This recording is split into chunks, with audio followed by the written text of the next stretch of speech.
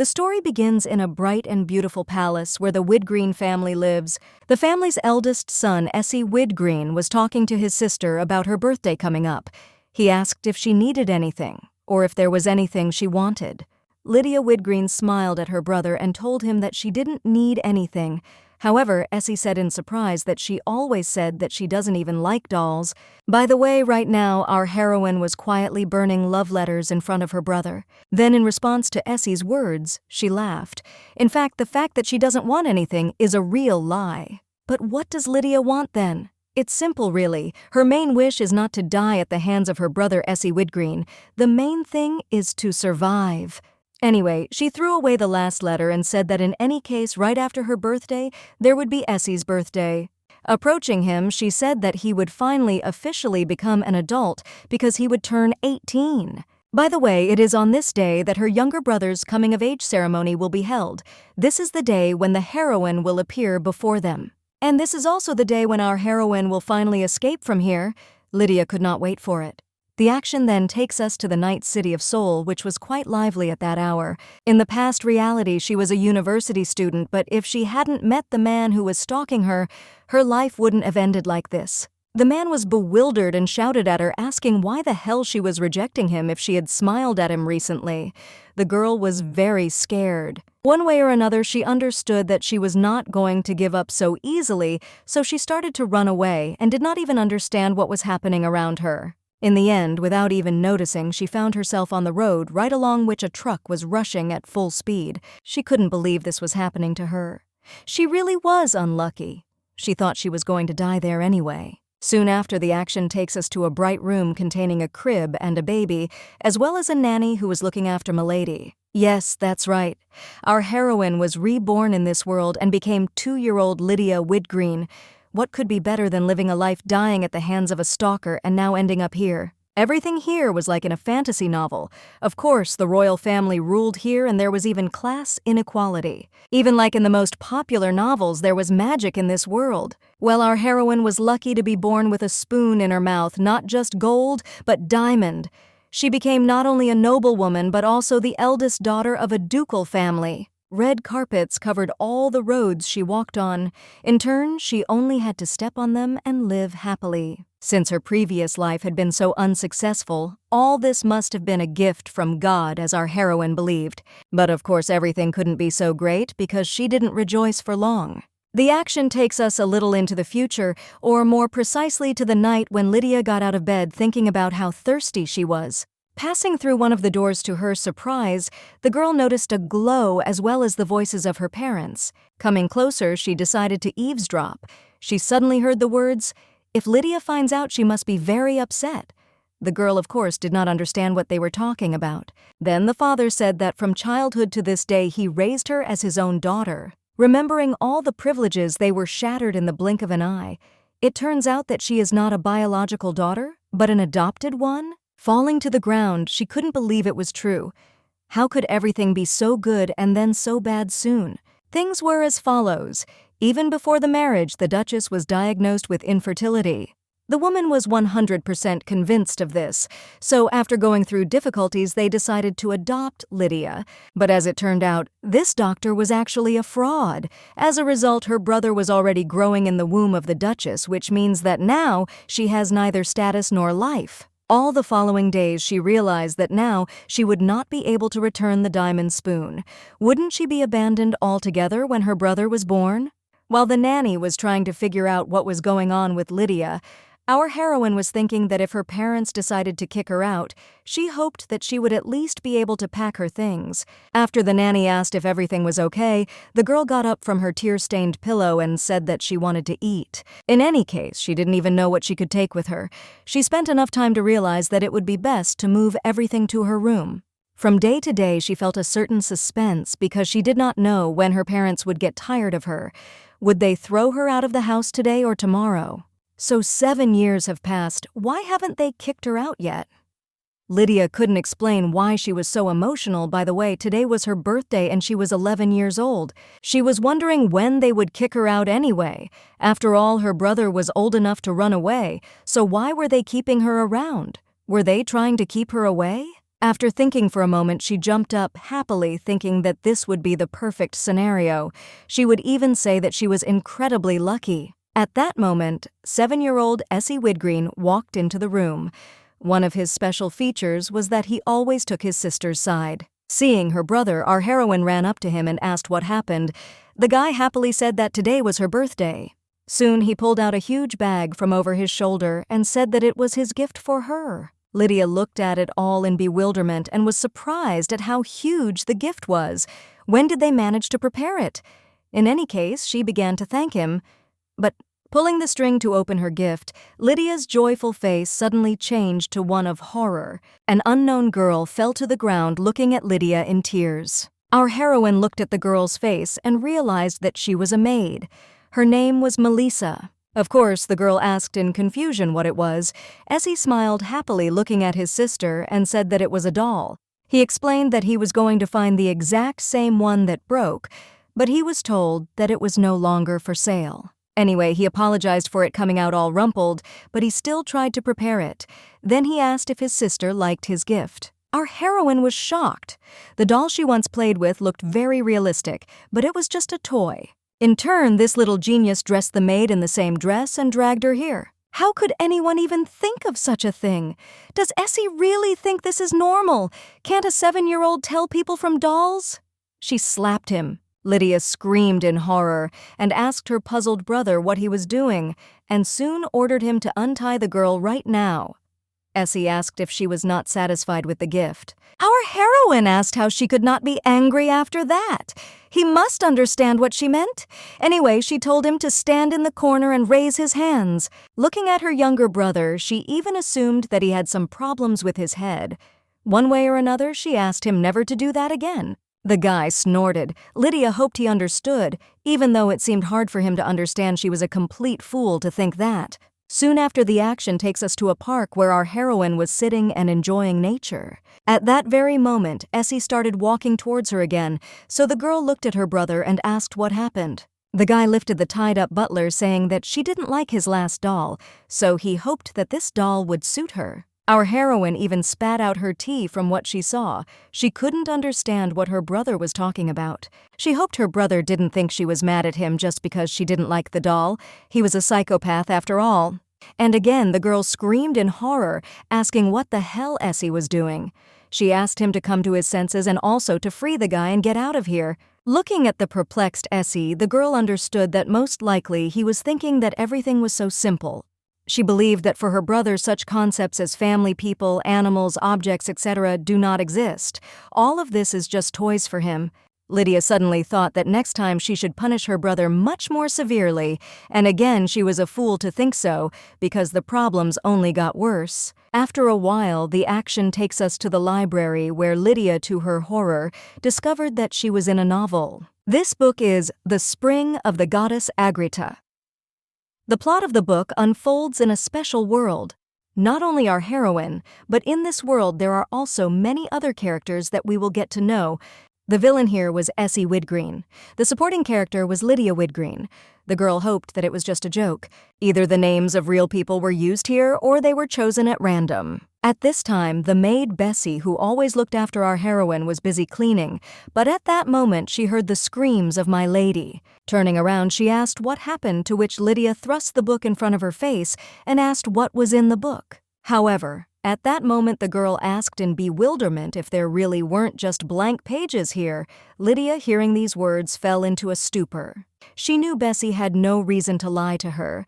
The girl flipped through the pages and said that no matter how you looked, there were white sheets of paper everywhere. Already in the evening, the girl continued reading this book. From the words of the plot, she noticed that the events of the last days exactly repeated the plot of the book. It was the world described in the novel. She couldn't believe that she could see the future. Putting these thoughts aside, she decided that she was not crazy, or maybe this was her special gift given to her to remember the past. However, this was not the most important problem. According to this novel, there was another interesting detail. She will be killed again! Our heroine read all these words in shock, not believing that it would happen again. The book said that her parents would die 2 years later due to an incurable disease. Soon after their death, it would be confirmed that Lydia had been adopted. Essie's attitude towards his sister will change dramatically because he realizes that there is not a drop of his parents' blood inside his sister, which is why she does not dare to look him in the face. Eventually, it will all come to a standoff where Essie will stab her sister with her blade. She will be killed by her own brother. When Essie grows up, he will become the head of the house. When upset about something, he will turn into a tyrant, mercilessly eliminating everything that irritates him. But in the end, this evil man will fall in love with the heroine Agrita. He fell in love with her at first sight, and by the way, he even got rid of everyone who surrounded her. Despite all this, Lydia's death day would soon come. With belated regret, the girl decided that there was no point in even dreaming about anything. She shouldn't plan anything anymore. The best thing for her to do would be to treat her brother kindly without scolding him. Finally, the morning came. Lydia had not slept all night and was racking her brains over what to do. Luckily, she made a decision, and she decided to run away. Either way, she fell to the ground, thinking that she wouldn't succeed anyway. If Essie finds out about her departure now, he will be very angry, and what's more, he might even kill her earlier than according to the plot. Looking at the ceiling, the girl understood that Essie, according to the plot, would fall in love with the heroine at first sight. At that time, he wouldn't care about his sister, and then she would pack all her things and run away. She thought for a long time about what she should take that day. However, Lydia decided that there was one more important thing to take care of before that. She had to prevent her parents from dying. In ancient times, it was believed that it was enough to pray sincerely for the heavens to hear you. That is why she turned to the Lord and asked to hear her as soon as possible. Unfortunately, the prayers did not help. However, the day came when the bells rang and the priest read the words saying that the dead would rest in peace. Our heroine was very upset that the heavens could hear her, but were still unable to change the future. At this point, Essie called his sister, and taking her hand, he told her that now there were only two of them left. Looking at her brother, she knew it was true. They were alone. All that was left was a minor character who would die at the hands of a villain and the future of that same villain. Our heroine suddenly started crying because she understood that she had screwed up. Essie asked in surprise if she was really crying. Even though she gave up on all of this, her parents' death still saddens her. But what about the escape? It didn't go as smoothly as planned. She didn't even notice how quickly time flew by, so she had no idea when it would all happen. Meanwhile, the girl was asking if all the invitations had been sent properly. She wanted to make sure there were no mistakes and to see if everything was okay with the dishes. At this point, our heroine turned to Alex and asked him to go down to the basement to check the list to see if any things were missing. Soon the action takes us outside. Lydia seemed to be calmly drinking tea, but this was not so because her hands were shaking and sweat was running down her forehead uncontrollably. The girl tried to calm herself down, saying that everything would happen at the right time and in the right place, so there was no need to be so nervous. One way or another, she was glad that tomorrow would be the day when the fateful meeting between the main character and the villain would take place at the event. For him, seeing Agrita for the first time, everything else will lose its meaning, so thanks to this, the secondary character will successfully escape. According to the plans, everything was supposed to be perfect. The escape was supposed to take place at the opening of the party because that's when the heroine would show up. The moment when Essie falls in love with Agrita is the only chance for our heroine. After that, the guy will get rid of everyone who surrounds Agrita, and it will take him a few days. The girl understood that if she missed this chance, she would go straight to the next world. In any case, she decided to drink tea but suddenly got scared. The reason for her fright was the unexpected arrival of the Duke, who came to visit his sister. Bessie soon brought another cup of tea and then told them that they looked happy together. Our heroine had heard this too often, so now it didn't matter at all. At this point, Essie said that he was going to look at the clock tower tomorrow morning, so he wanted to know his sister's opinion. The girl asked if he was talking about the one in the square that is to go with her. Essie nodded, saying that she wanted to go there too. Taking a sip of tea, the girl tried to remember if she had actually said that. She didn't know how Essie could still remember it. She didn't want to. Anyway, she was going to run away. The girl said she had seen the chapel before. It was so old that there was nothing of value in it. Our heroine didn't understand what kind of stupid excuse she had come up with, but she said it was true. Then she asked if it wouldn't be better to destroy the chapel and rebuild it. As soon as Essie said that if his sister said that he would think twice, Lydia immediately realized that she shouldn't have said that. She tried in horror to understand what kind of crazy thing she had done because she should have understood everything much earlier. The very next morning, Essie approached Lydia and reminded her of what they had talked about the day before. Lydia, perplexed, asked what he was talking about. The boy smiled sweetly at his sister and said that he had figured it out completely. That clock tower was now destroyed. Our heroine's brain stopped functioning from yet another strange action of her brother. She asked him a couple of times what he said. The girl asked him if he meant that he had destroyed the chapel in the square. The guy just nodded his head. Anyone hearing this would think the chapel was some kind of pathetic sand castle. Lydia asked him why he did it. Did he understand that this was madness? The guy in turn said that it would have been even better if he had done it a little earlier. Then he held out the cookies for his sister, but she said that she had had enough. Lydia, meanwhile, realized that her brother really was a psychopath. But why did she say such a stupid thing yesterday? She meant that it would be better to tear it down and build a new one. Any other person would understand that this is a joke, but Essie is not joking at all. He is sincere in everything. How could this psychopathic villain become her younger brother? He didn't even think about the random victims, so she has to justify herself in front of their chapel? She sighed, hoping that they had all gone to a better world. Suddenly, our heroine raised her head and turned to her brother. The girl asked when he destroyed the tower, to which the guy calmly replied that he did it in the morning. Our heroine jumped up in incredible shock and rushed somewhere. Essie asked her sister in surprise what happened. Meanwhile, the butler stood in the corridor to whom Lydia addressed herself and ordered him to stand still. Approaching him, she ordered him to bring a list of everyone who died in the collapse of the chapel. The guy, perplexed, said that he would do it right away. Looking at the running butler, the girl hoped that the thought that came into her head was not true. Still, she thought that she was worrying too much, so she should calm down. At that moment, her younger brother came up to her and asked what was wrong. It all came down to the fact that this morning the heroine Agrita entered the clock tower. On this blessed day of charity, she was going to pray for the welfare of all. Yet this villain, her younger brother, destroyed the chapel this morning. Really, what could go wrong? Lydia barely restrained herself from saying anything unnecessary. She gave the order just in case, just by the way. She was sure that the same Agrita could not have died because she is the main heroine of this world. Just then, a butler ran up to Lydia and handed her the list she had asked for. The girl took it in her hands and thanked him. She soon began to study this document, and to her happiness discovered that the losses were not as great as she had thought. Suddenly, that very name appeared before her eyes. Agrita Grace is dead.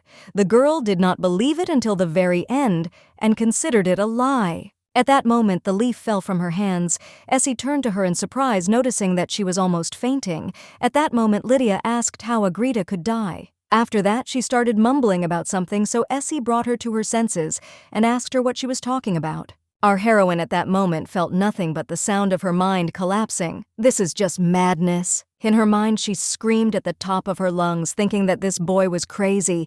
He killed the main character. How could he do that? And again after that, she just ran forward without even saying anything.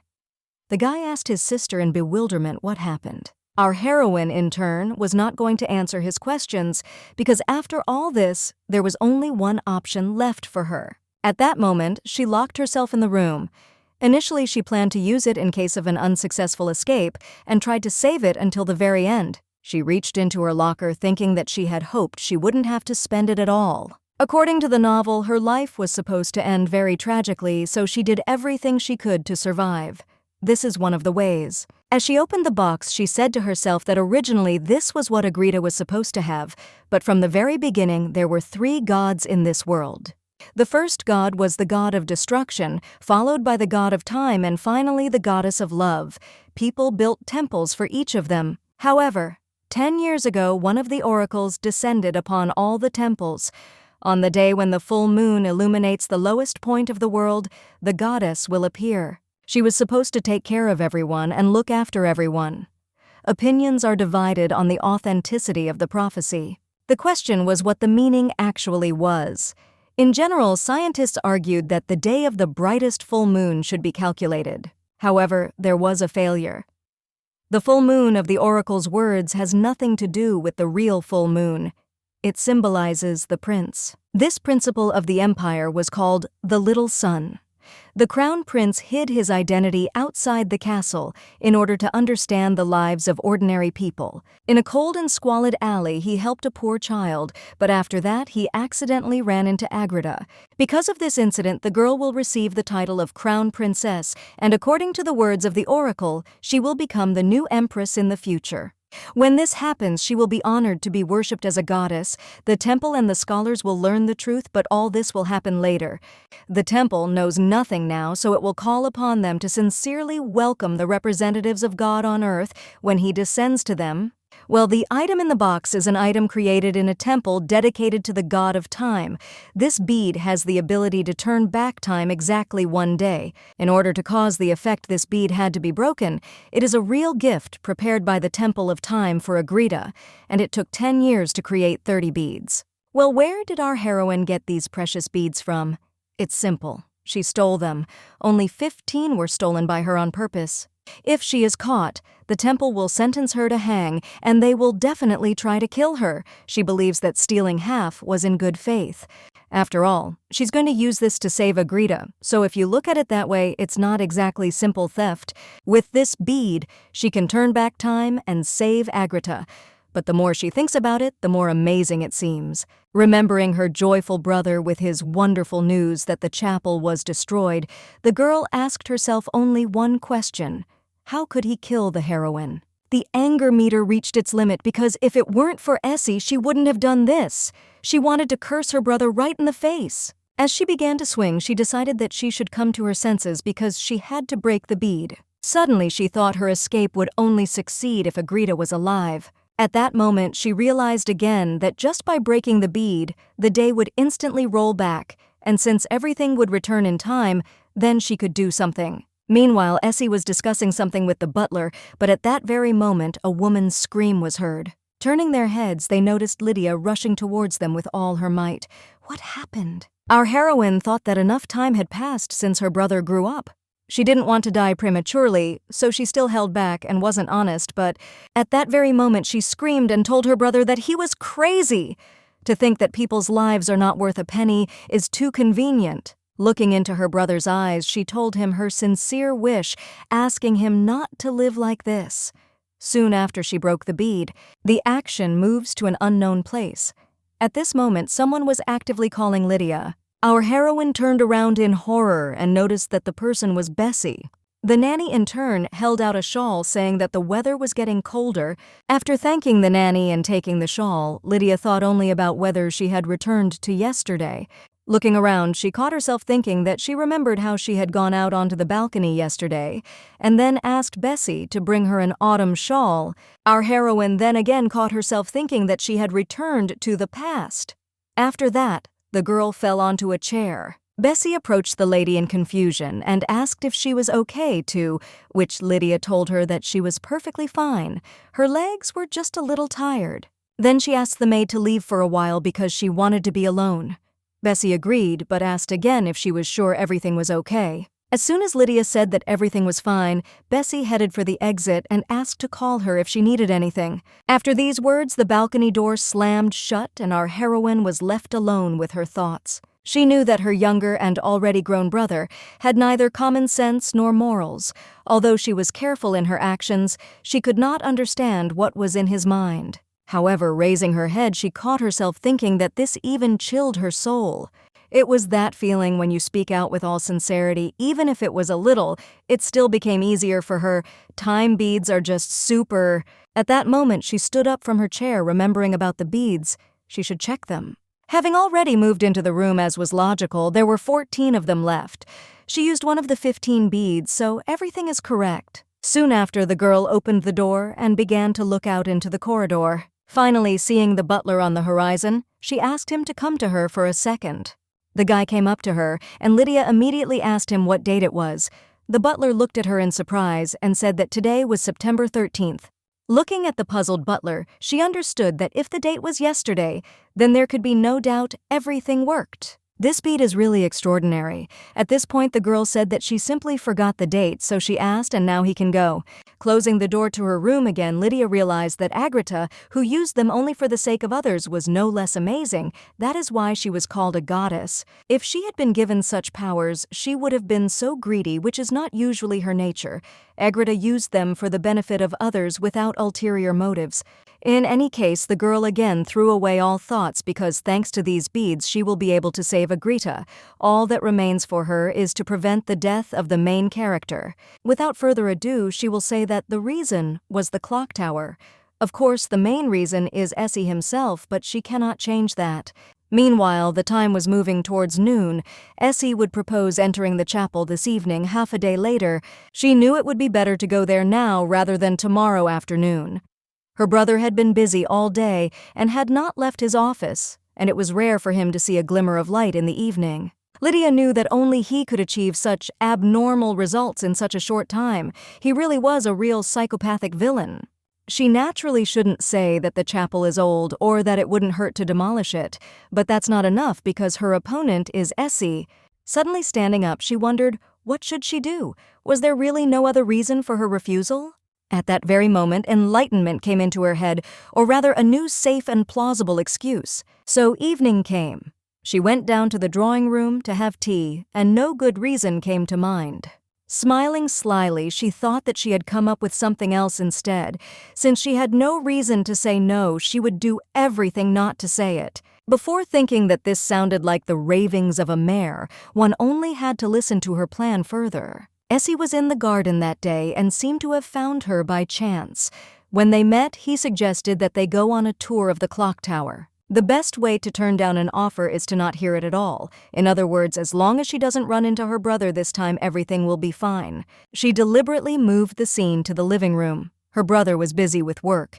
He would spend the next hour in his office, and before that, she had to leave. She just needs to go to her room and not come out until tomorrow. It's worth the time to worry.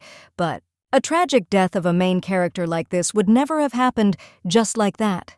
At that very moment, the brilliant plan as well as the thoughts of our heroine were interrupted by her brother turning to her. The girl turned around in confusion and noticed Essie in front of her. The guy looked at his shocked sister and asked if she was okay. Our heroine, however, continued to look at him in bewilderment and ask herself how he ended up here and why the events of the past should not have been repeated. At that moment, a maid entered the room, noticed the Duke, and said that she had sent Alex some time ago. Lydia asked in confusion what had happened, to which the girl replied that she had not been herself since the morning. Bessie was surprised and shocked that the lady did not respond when she called her, as if she had completely withdrawn into herself. The maid thought that the master should know about this, so she sent Alex to fetch him.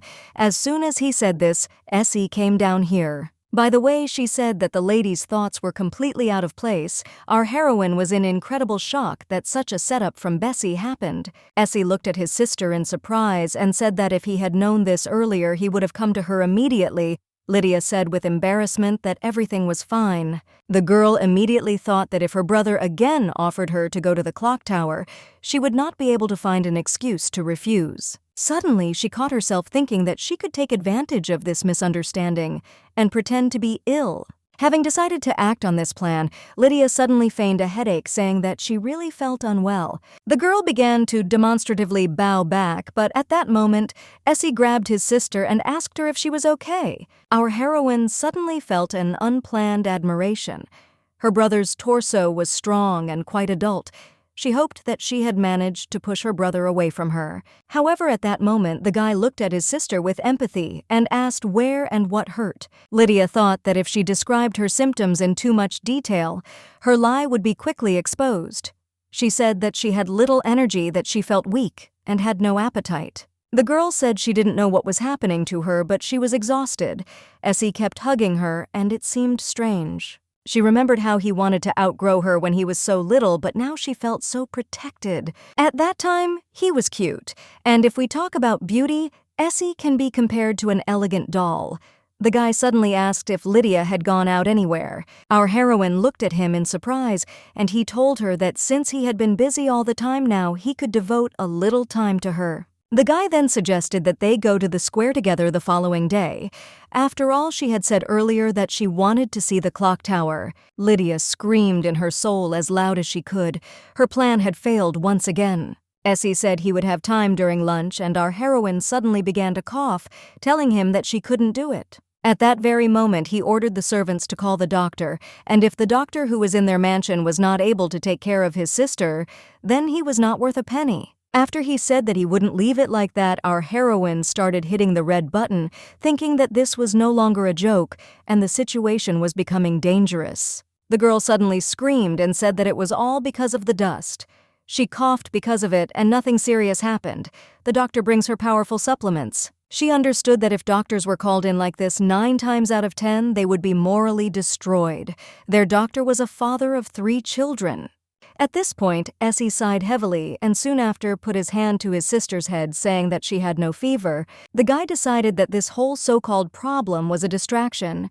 In that case, he suggested going out as early as possible and having lunch in the fresh air. Lydia, with tears in her eyes, understood that things were incredibly bad because she could not run away now. She could do nothing but agree. However, she didn't understand why they were in the square and making so much noise. Why was Essie upsetting his own existence? Why was he like this? But at that moment, Bessie looked at our heroine and said that they looked great together. Of course, it was sad that history turned out this way, but still, the tower has not yet been destroyed. Our heroine's ultimate goal is to prevent Agrita's death. At least she shouldn't have died under the rubble of the chapel. When Lydia was getting ready for the walk, she said for sure that she would never say anything bad about the tower, even with a knife at her throat, and even if a sword came into play. Our heroine knew that in any case she had to think positively about the tower. She had to avoid Agrita as long as possible. Just look at the tower and come back. The action moves to the main hall where the butler and Bessie were. As soon as they saw the lady, they were pleasantly shocked because she looked beautiful. Our heroine had heard people say that when she dressed up, she looked like a blooming rose. Quite a nice compliment. Lydia bowed in gratitude. However, she decided that the title Blooming Roses was quite funny because roses have thorns. It's a kind of combat gear, of course, against Essie. In any case, she decided she should get back to the main thing. She should think of this as a distraction for the perfect escape. By the way, it had been a long time since she had left the house at all. Bessie suddenly asked the Duke if he was coming down. Suddenly, she cried out. The girl looked at the Duke and was incredibly shocked by his beauty. Lydia understood that even though he was like a scary ghost to her, she still had to admit that the suit suited him very well. The boy walked up to his sister and extended his hand, asking if they could go already. Still without thinking twice, she took her younger brother by the hand and said that they could go. As Lydia stepped outside, she remembered it was 11 a.m. Agrita should be at the charity right now, not the chapel. She knew that if they were both just wandering around the square, they shouldn't run into her. However, somewhere around midday, a charity event will begin distributing food to those in need in the center of the square. Of course, she can't go there. Ignorance of the law is no excuse looking around. Lydia wondered what Essie would do when, to her surprise, our heroine saw a very beautiful hair clip in front of her. Essie came up to her and asked his older sister if she liked the hairpin. The girl knew that now was not the time to look at costume jewelry, but she also knew that it was worth buying. Lydia smiled and asked to give her one. Reaching into her bag, our heroine began to look for her wallet, but suddenly there was silence. The girl was horrified to realize that she couldn't find her wallet, which meant the situation was an emergency. She couldn't believe that some pickpocket had stolen her wallet. At that moment, the younger brother turned to her and asked if everything was okay. The girl only sighed heavily. Lydia in turn thought in horror that when she left the mansion, she definitely checked everything. She did not take out her wallet on the way. In that case, she was still curious when it had been stolen. Was it a mouse or maybe a bird? At that moment, they entered an alley, and soon Essie took out a bead, asking it to find a person. Our heroine looked at it in bewilderment and could not understand what it was. She assumed that it was some kind of means of communication, but she couldn't understand who he was ordering now.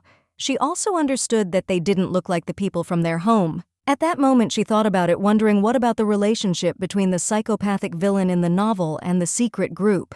She immediately realized that these were dark gangs or several dangerous people. Essie is a real villain. Maybe it's because Essie became a duke at a young age, and he needed his own power ever since their parents died. By the way, we are not even talking about physical abilities here, a secret squad that will become his right hand. However, just because Essie has his own organization doesn't mean he formed it. So what would a psychopathic villain do in this situation? Here's the answer. This guy will kill the head of the existing organization and take his place. But why do its members who lost their leader overnight obey Essie? Our heroine did not know. She decided that they were subdued by force, and she still thinks so. Lydia eavesdropped on her brother, wondering, was he talking to a gang member? In fact, the reason she hasn't been able to escape yet is because of Essie's connection to a secret organization. If she were caught trying to escape, she would die on the spot. Lydia's fears would come and go. The girl immediately became thoughtful and began to talk about how her brother should have Agrita. She prayed that the goddess would save her from the villain. At this point, Essie said that some time ago a noble woman with red hair had her wallet stolen, so he wanted them to find this pickpocket. Soon after, he hid the bead and turned to his sister and suggested that they head to the chapel since they had come to see her. Well, the thief would be caught. Our heroine agreed, but she was still more worried about Essie's people than about the thieves of her wallet. Made her way to the chapel, she realized that she was nervous and very tired. In any case, she had to escape tonight. However, she must also be careful because if she lets her guard down and crosses the center of the square, she may encounter Agrita. At that very moment, a voice came from the Duke's jacket, addressing the gentleman and saying that they had already found the target.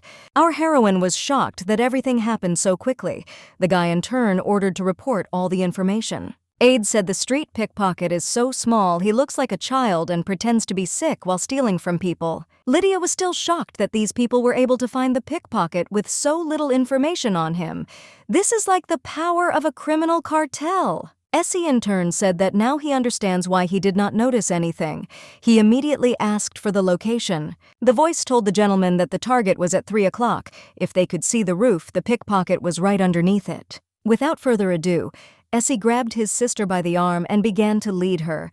The girl was perplexed. Raising her head, she noticed her brother's crazy look and decided that he seemed to be about to kill this guy. Noticing the boy they were starting to catch up with, the girl mentally asked him to run as fast as possible. Essie couldn't understand why the guy avoided crowded places if he was in the very center of the square. The voice told him that the boy was afraid of being caught, and it also seemed like he was trying to escape by handing over the stolen goods to his gang. Lydia knew they had the answers they wanted. Wasn't that enough? Soon, to her horror, she heard that her brother was up to something. The girl in horror asked him not to even think about it, but Essie said in a cold voice that this freak should be eliminated. Our heroine was in incredible shock. Soon she remembered about Agrita and began to hope that she was not in the square now. Without even thinking, a huge explosion occurred in the center of the square, which resulted in many casualties. Realizing what horror had just happened, Lydia screamed in horror and told her brother that he was a psychopath. After some time, our heroine thanked herself for the fact that everything happened exactly this way, because when she went outside, she took a bead with her just in case. That is to say, that's right, she spent it to go back a day again. In the central square where Agrita was helping to distribute free food as part of a charity event, a powerful explosion suddenly went off. And of course, this led to another death of the main character. Lydia was furious and desperate. If it weren't for the explosion, the chapel wouldn't have collapsed. Our heroine couldn't understand why everything was exactly like this. Was it her fault that her wallet was stolen? Or was it the pickpocket's fault? Of course, the responsibility lies with those who are engaged in thefts right in the middle of the square, and the villain is to blame for deciding to bomb the central square. If it had happened just once, then she would have been able to understand and accept Essie's problem. But Agrita has died twice already. Why is she so unlucky? At that very moment, the girl opened her eyes in horror, asking herself if Essie was really that unlucky. By the way, she decided to take a break and check her beads. There were already 13 of them left in the box. Lydia knew she had done a good deed after all. Aside from Agrita yesterday, she had saved the lives of many people who were destined to face death. However, despite the benefits of the bead, none of this would have happened if it weren't for Essie. Despite all her complaints tomorrow, she will go with him to look at the clock tower as if nothing had happened, and will definitely return from there without incident. This time she was without a purse and did not pay any attention to her surroundings. Lydia took in the sights, calmly starting from the pedestrian walkway and right up to the outside of the square. And then at some point they finally reached their cherished goal. They were standing right in front of the chapel doors. Once inside, she was still being escorted to the clock tower. Nothing happened to her friends here, and they actually got there safely. Soon our heroine finally climbed up and was able to see what she had been trying so hard for. It was self-evident like a dream. She tugged at her cheek and asked if they could go back. Now Essie asked if she really wanted to leave already. Lydia told him that she had already seen the chapel. Essie then sighed and said that if she wanted they could come back. However, our heroine felt that something was wrong here. If everything was so easy and simple, then she felt incredibly sorry that it all happened only now. Tears started flowing involuntarily. Why work so hard for something simple? Her precious beads, to her deep regret, were already broken. The younger brother asked Lydia in surprise what had happened. Continuing to cry and wipe away her tears, the girl said that she was incredibly happy that she finally got to see the tower. It may seem surprising, but she was half honest. She didn't want to see Agrita die a third time, so she was both embarrassed and excited. Essie at this point said that if he had known that she would like it so much, he would have brought her here earlier. He apologized to his sister for his inattention. Lydia was so happy to see the tower that she couldn't help but feel a little sensitive. Apparently, her brother really felt sorry for her. The most important thing is to get what you want. She entered the chapel with her brother, and Agrita was still alive. Now she had to go back to the house and pack her travel bag. Now she thought that this was the last time she would feel uneasiness in this house, but unexpectedly her plans changed. Initially, she had no intention of going to today's appointment and tried to find all sorts of excuses. When the party started, she expected to pack her things and get the hell out of there. But she felt too insecure. All because she had already witnessed the heroine's death twice, completely unexpectedly. At least she had seen her in the main hall among the guests. Either way, once Agrita and Essie meet face to face, our heroine successfully escapes from the palace. At this point, Bessie turned to the lady and told her that everything was ready so she could look in the mirror. Our heroine looked at herself and was pleasantly surprised because she looked great. Bessie was working too hard while Lydia was lost in her thoughts. The maid laughed sheepishly and said that there would be no one more beautiful than her today. Lydia said that it was true, but not including Essie. Bessie was confused and asked who she was even comparing her to and asked her not to joke like that. However, our heroine thought that she was not joking at all. In any case, having added the final touch, the maid said that everything was ready. Soon after these words, Lydia stood up from her chair and told her maid that she had done a wonderful job. At that moment, someone knocked on the door, and Bessie decided that he was already there. She immediately went up to him and opened the door, asking him to come in. Now it was time for the main character of the evening to appear, the appearance of the psychopathic villain. Our heroine noticed that he was looking at her and also that he was quite charming. Anyway, Essie approached his sister and extended his hand, inviting her to go. Lydia extended her hand, thinking that as funny as it was the villains and psychopaths who were constantly getting love letters. Eloquent messages are sent to the house tirelessly, excellent love letters to proposals of marriage sent by other families. Of course, Essie has never responded to these letters before and will continue to do so in the future. From now on, his attention will be exclusively on Agrita. At least you could say so, but our heroine has a small hobby. She'll burn Essie's confession along with her confessions in the fireplace anyway. Her brother wouldn't read them anyway. At first, she just helped Bessie deal with these kinds of letters, but it turned out to be more interesting than she thought. Besides, Essie seems to be enjoying her hobby. Every time she burns the messages, her mood improves. Soon the action takes us to the entrance of the hall where the Duke and Lady were met by people who asked them to enter. After that, the door was opened and they went inside. Finally, the main character appears at the very last moment. Anyway, with the appearance of Essie, there was always a silence which happened today. It is like the effect of the main character. Needless to say, then came the greetings to the Duke people, said that it was an honor to meet him, and they also paid compliments to Lydia and Essie. Our heroine nevertheless began to turn her head in different directions and look for her with her eyes.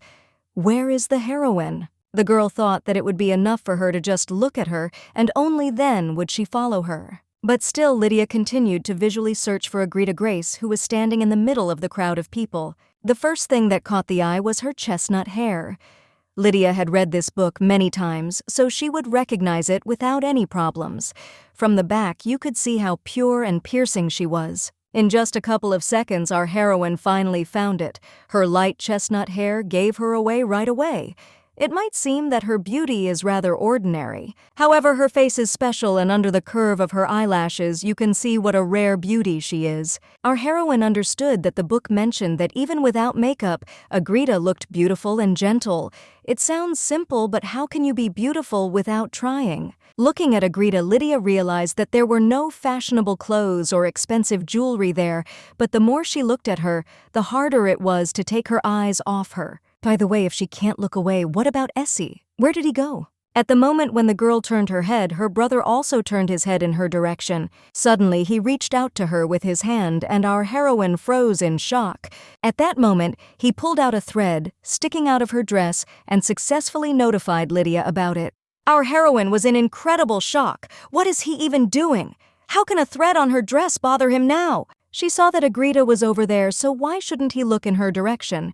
He should do it as soon as possible. Lydia seemed to be telepathically inspiring him with the idea that he should see his destiny in Agrita's face. Nevertheless, Essie was impenetrable. Anyway, the guy noticed that his sister was looking at him strangely, so he assumed that she wanted to say something. Lydia said that everything was fine. Somehow she couldn't understand why he wasn't looking at Agrita. What happened? She mentally asked him not to look at her, but to look at Agrita. She soon decided that if he didn't want to watch it himself, she would make him do it herself. Our heroine raised her head in horror and asked, what was that thing up there? The most unexpected thing was that the usual act of attracting attention turned into her pointing out a real incident. At that very moment, the chandelier fell right on Lady Grace, and thus she died, but already before Lydia's eyes. The commotion engulfed everyone present, and our heroine thought something wrong had happened. Of course the reception was cancelled. Of course it was because the chandelier fell. The butler and Essie apologized to all the visitors and soon sent them home. However, only our heroine was confused and thought that something was wrong. The book kills the heroine with a chandelier?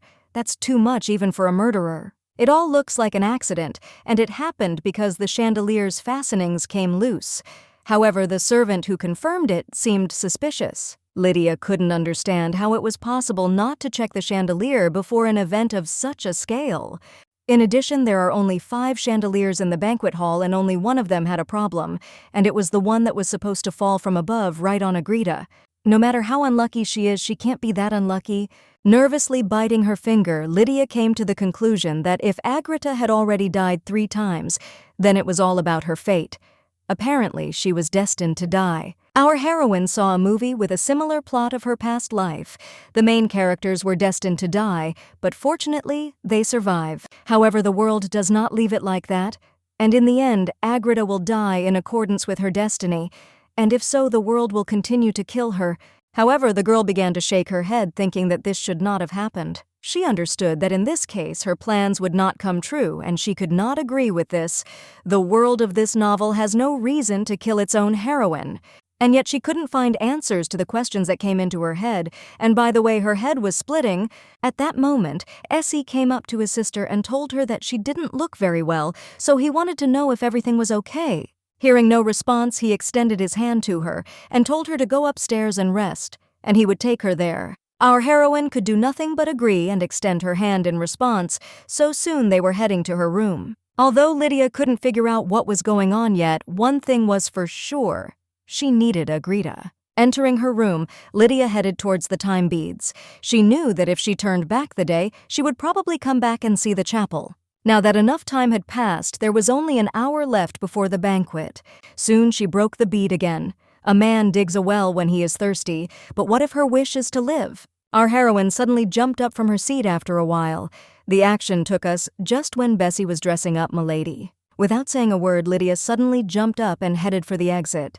As she ran, she thought about how sorry she was that she had already used 3 beads, but she still had to try. Finally finding Alex, the girl took him by the arm and told him that now was not the time for unnecessary questions, and immediately asked him to lower the chandelier and check it. After some time, the butler did as he was asked and began to carefully examine the chandelier. The guy soon discovered in bewilderment that there was no fastening here.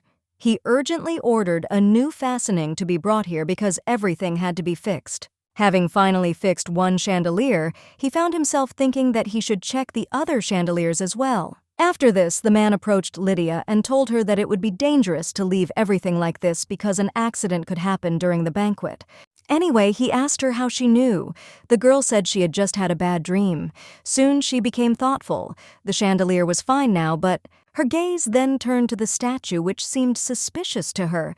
What if it suddenly fell on someone? After that, she noticed a vase. The girl was wondering why they had such a big vase in the hall. Our heroine was very worried and everything seemed extremely suspicious to her. That is why she said that she had a bad feeling. Lydia added that the dream was too ominous and she wanted to know if they postponed the start of the banquet, would it be possible to change the decoration and layout of the banquet hall? The man said that this could be fixed, and soon our heroine began to command the butlers, telling them to do all sorts of tasks and get rid of the decorations. Death of Agrita. If there is even a drop of uncertainty, then the problem is also inevitable. She could not ignore the threats. The girl had been driving the butler around all this time, but in doing so, she got rid of all the suspicious and dangerous things. After some time, Bessie continued to dress Lydia, and she in turn gave the last instructions. After a couple of minutes, the maid breathed a sigh of relief and told her mistress that everything was finally ready. The girl told her that she had done a great job. Now, looking around, our heroine thought that there was no longer any visible danger, so she did everything she could. At this moment, the butler approached our heroine and said that the Duke would be ready soon, so she should go upstairs. The girl said that she understood and was about to head to her room, but suddenly she stopped. The butler asked in surprise what had happened. Our heroine pointed to the carpet and said that the material looked unreliable, so ladies in high heels could slip and fall. Looking at the butler, she asked him to hurry up. Of course, the man could say nothing but agree. And yet our heroine herself understood how strange and fussy all this looked in the eyes of those around her. Even those who silently followed the instructions looked embarrassed. With a heavy sigh, the girl told herself that they could think whatever they wanted. It was better than losing Agrita and then having to repair the mansion. She certainly didn't care what they thought of her. The most important thing was to prevent Agrita's death, and she had to find out what the problem was. Soon, our heroine was walking to her room and thinking that before she broke the bead, she came to the conclusion that there must be something wrong with Agrita. If it's true that the world really wants to get rid of the main character, then this world has some kind of problem, and maybe it's the heroine herself. In fact, the problem may be in both cases. It is very difficult to deal with global problems on your own. It is worth watching everything carefully. One way or another, the main character needs to be watched more closely. Our heroine must be on guard for the entire banquet. At this point, Essie turned to his sister and asked if she was nervous. The girl said in a heavy voice that she was very nervous. She thought to herself and decided that she had no reason to worry.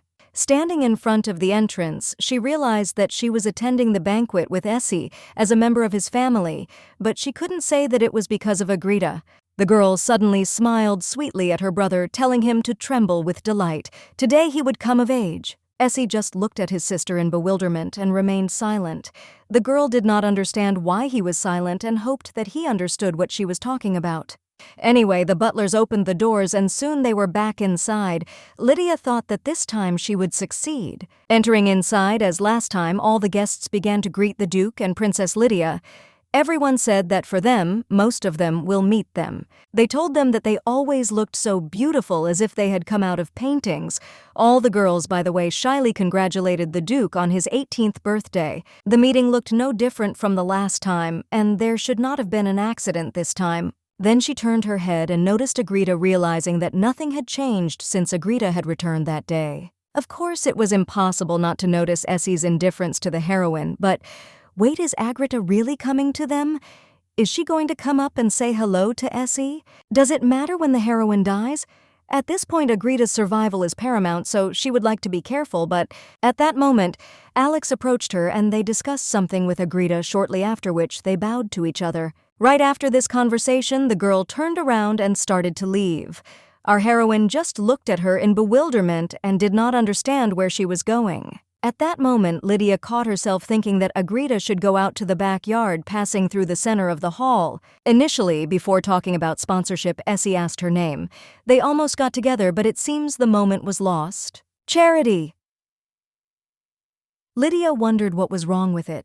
Agrita was going to the garden anyway, so Lydia decided to find a tree or bush to hide behind. Still, she would not like a situation to occur in which the heroine of the novel falls on a rock and dies. Originally, Essie was supposed to follow her, but looking at her brother now, Lydia wasn't sure if he would. That was why she had no choice but to follow her herself. After some time, our heroine quietly made her way to the exit, and opening the door, her eyes widened. Our heroine saw Agrita sitting in front of her looking at the full moon. Lydia, as planned, hid behind a tree, but all this time she was thinking whether she should continue to follow or still approach. She couldn't read minds, but did that mean she could spy on Agrita? Still, she came to the conclusion that she should go and talk to her. At this point, Agrita sighed heavily and took off her shoes, saying that they were most likely made of poor material. However, she couldn't understand why her legs hurt so much if they were so expensive, or maybe it was all because of her weak body. Our heroine was perplexed. She immediately wondered if Agrita was such a person. Of course, everything she knew about the heroine of the novel she read from the book. But then again, even celebrities are different off camera. I should have stopped being afraid and just walked up to her. At this point, Agrita asked in bewilderment when she could return. She didn't have a mobile phone, so she couldn't even find her way back. Our heroine, who was eavesdropping on Agrita, was perplexed by what she had just said. Finally making up her mind, Lydia approached Agrita and asked what mobile phone she was talking about. The girl screamed in horror and asked in bewilderment who she was and whether she had really heard everything she said. Somehow she still knew she should answer the question, so she said it was the name of a toy she played with as a child. Our heroine whispered to Agrita whether she was from a country called Korea by any chance. The girl instantly jumped up from her seat and, grabbing Lydia by the hand, happily asked if she was also from Korea. She looked happily at our heroine and asked if she was really Korean too. Agrita was incredibly happy to see her compatriot and in such a place. She felt lonely, but now she is much better. Then she apologized for being so energetic. She was just surprised and very happy. Our heroine, however, did not understand what was happening. There was no mention in that book that Agrita was from Korea. There was definitely no mention of that. Maybe Agrita really did remember her past life? The author might just not have said so. In any case, how would she cope with this situation? Agrita at this moment approached our heroine and asked how she got here. And again, the girl stopped thinking that she had started talking nonsense, but all this was because she was too happy. Agrita looked at Lydia with admiration and still asked how she got to this place because it was written about in one book. Lydia felt uneasy about these words. Was she from Korea, or was she just Korean? There were too many questions, and they were too poignant to answer. Instead of just talking about the reason for reincarnation, she should... At that moment, Agrita interrupted her thoughts. The girl happily said that she should probably tell first before asking. Anyway, she said that she didn't have an interesting story. When she went to the dining room, she went down the stairs. However, this ladder was wet and slippery, and she was careless and accidentally slipped. Just a moment later, as soon as she opened her eyes, she was already in this place. Lydia asked in confusion if she had just been walking down the stairs, fallen, and opened her eyes here. Agrita said that was correct and then asked if it was strange. That was what she thought too. She was in a novel she had only recently heard about. Our heroine exclaimed in surprise. Agrita asked what was wrong with her sister and then said that she would call her sister. She really did look like her sister. At some point, they woke up in an unfamiliar place and in a strange body. They are now in a fictional world, and she has become the main character. Lydia, confused, asked if she was not real. Agrita scratched her head in surprise and said that she was definitely not the real Agrita. After all, it was just the name of the owner of this body. The girl smiled and said that her name was Ari Shin Ari. Then she also asked the new guest for her name. Lydia didn't understand what was going on. However, she knew that she and Agrita had entered this world differently, and that's why our heroine said that she wasn't like Ari. The girl said that she didn't suddenly end up here. Living in Korea was her past life, but after she died, she was reborn here. Ari asked in surprise, "Does that mean she is from here? Does that mean she knows Korea, or rather just remembers her past life?" And again, Agrita happily began to ask how it happened because it was amazing. Our heroine nevertheless understood that she had nothing to add because Agrita says everything that is on her mind. Lydia turned to Agrita, then apologized and asked Ari when she woke up in this body. The girl thought for a moment and said that it had happened quite recently, about 4 days ago. This means that not long ago, Ari entered Agrita's body, and in the meantime, Agrita began to die in a variety of ways. What if the problem was Ari all along? In other words, because someone else has entered the main character's body, this world is trying to kill her. Shin-Ari, unfortunately, has entered Agrita's body, and from a worldly perspective, she is a stranger here. Just as the human body rejects foreign bodies, this world seems to be killing Ari to get rid of her. Lydia realized every time that this was just madness. Was Agrita really going to be killed anyway? In any case, she decided that if Agrita died and Ari's soul returned to her world, then what would happen to the real protagonist? She would think she was dead right. Ari was trying to reach our heroine all this time, asking if she was okay. Lydia, in turn, only made sure that this world is crazy. The girl suddenly turned to Ari and asked to be allowed to ask her about one thing. Ari happily agreed and said that she could ask any questions. Lydia was curious how she knew they were in a novel. Did she find the book back in Korea? The girl thought for a moment and then said that at first she knew nothing. After she woke up in this body, she wandered around the area all day. So she accidentally went into the library and looked through several books there. Thus she learned about everything by reading one of them. The title of the book is Spring of the Goddess Agrita. Our heroine said that it is true. Well, so everything pointed to Ari being in the novel. She immediately assumed that she was the main character. The girl also said that, to some extent, this body has memories, and she tries very hard to pretend to be Agrita. Our heroine realized that she had decided to follow the plot using the memories of the body's owner. Now it was clear why she was present at the banquet in such a form. Anyway, Ari at that moment said that she was wondering if she would be able to return home by acting in this way. Lydia looked at this bright face in bewilderment and did not understand how she could say that she had already died 3 times. Ari at this point said that she wanted to know if she was doing everything right. So far, everything had gone smoothly and without problems, and she was going to try to do the same in the future. Lydia looked at her and thought of only one thing. Could she be sure that this world was killing Agrita in order to expel Ari from her body? It was the only option. To solve the problem, there was only one thing to do. They had to return Ari to her own world, but how? If the girl were to move to Korea, would Agrita be able to return to her body? Still, she still didn't understand whether it would be better or not. Ari at this point turned to our heroine and asked if there was a pond here. Is there only a garden here? Lydia asked in surprise what a pond had to do with it. The girl told her that they had found out that they had different circumstances of movement. It was nice to meet you, but she forgot to put on her shoes in all this fuss. The girl said she should put on her shoes, but she thought she should wash her feet first.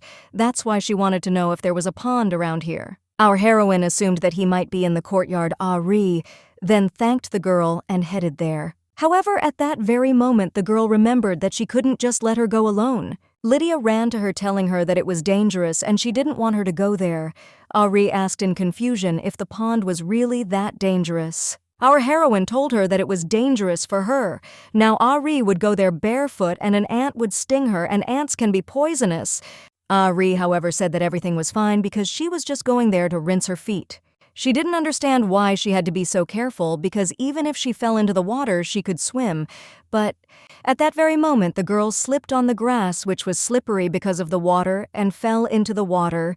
The depth of the reservoir was not that great, but for Ari at this time, absolutely everything was dangerous. Our heroine couldn't let her die, so she took off her shoes and jumped into the water and asked Agrita to wait a minute. Lydia, fortunately, had learned to swim quickly, and of course there was no one else to save Agrita. Swimming up to the girl, our heroine asked her to be calm because everything could turn out much worse. Our heroine must have saved at least someone from drowning. When saving a drowning person, it was worth considering that he would become exhausted and eventually run out of strength. Lydia knew she had to save her, but what should she do? What was the first thing that came to mind? While thinking about how to save the girl, Lydia didn't even notice how she needed help too. However, at that very moment, someone reached out to her and grabbed her. It was like a ray of salvation. In just a moment, our heroine found herself on the ground and now just calmly coughed. Raising her head, the girl saw Essie in front of her, who ran to her aid. Looking at his face, she assumed that he was very angry at this moment, and by the way, more than ever. Lydia, however, only coughed anxiously, and with all her might begged her brother to help Lady Agrita. Without further ado, the guy stood up and pulled his sword out of his holster. Our heroine didn't understand what he was doing. After some time, she woke up in her bed, or rather even jumped up in horror. Almost immediately, the girl realized that she was in her bed and in her nightgown. But what about Agrita? The last thing she remembers is Essie suddenly drawing his sword and heading towards the pond. At that moment, the girl felt someone's quiet breathing and became very scared. Turning her head, she looked at her brother in bewilderment and asked him what he was doing here. The guy nevertheless put his hand on her head and pinned her to the pillow again, telling her that she should sleep some more. Lydia, of course, couldn't sleep without asking what was troubling her most. She wanted to know what had happened to Agrita. Essie told her that if his sister wanted anything, no matter what, he would do anything. However, he couldn't help but say that he was a little angry this time. Our heroine immediately clasped her hands anxiously. When she met Essie near the pond, she immediately thought that he was angry.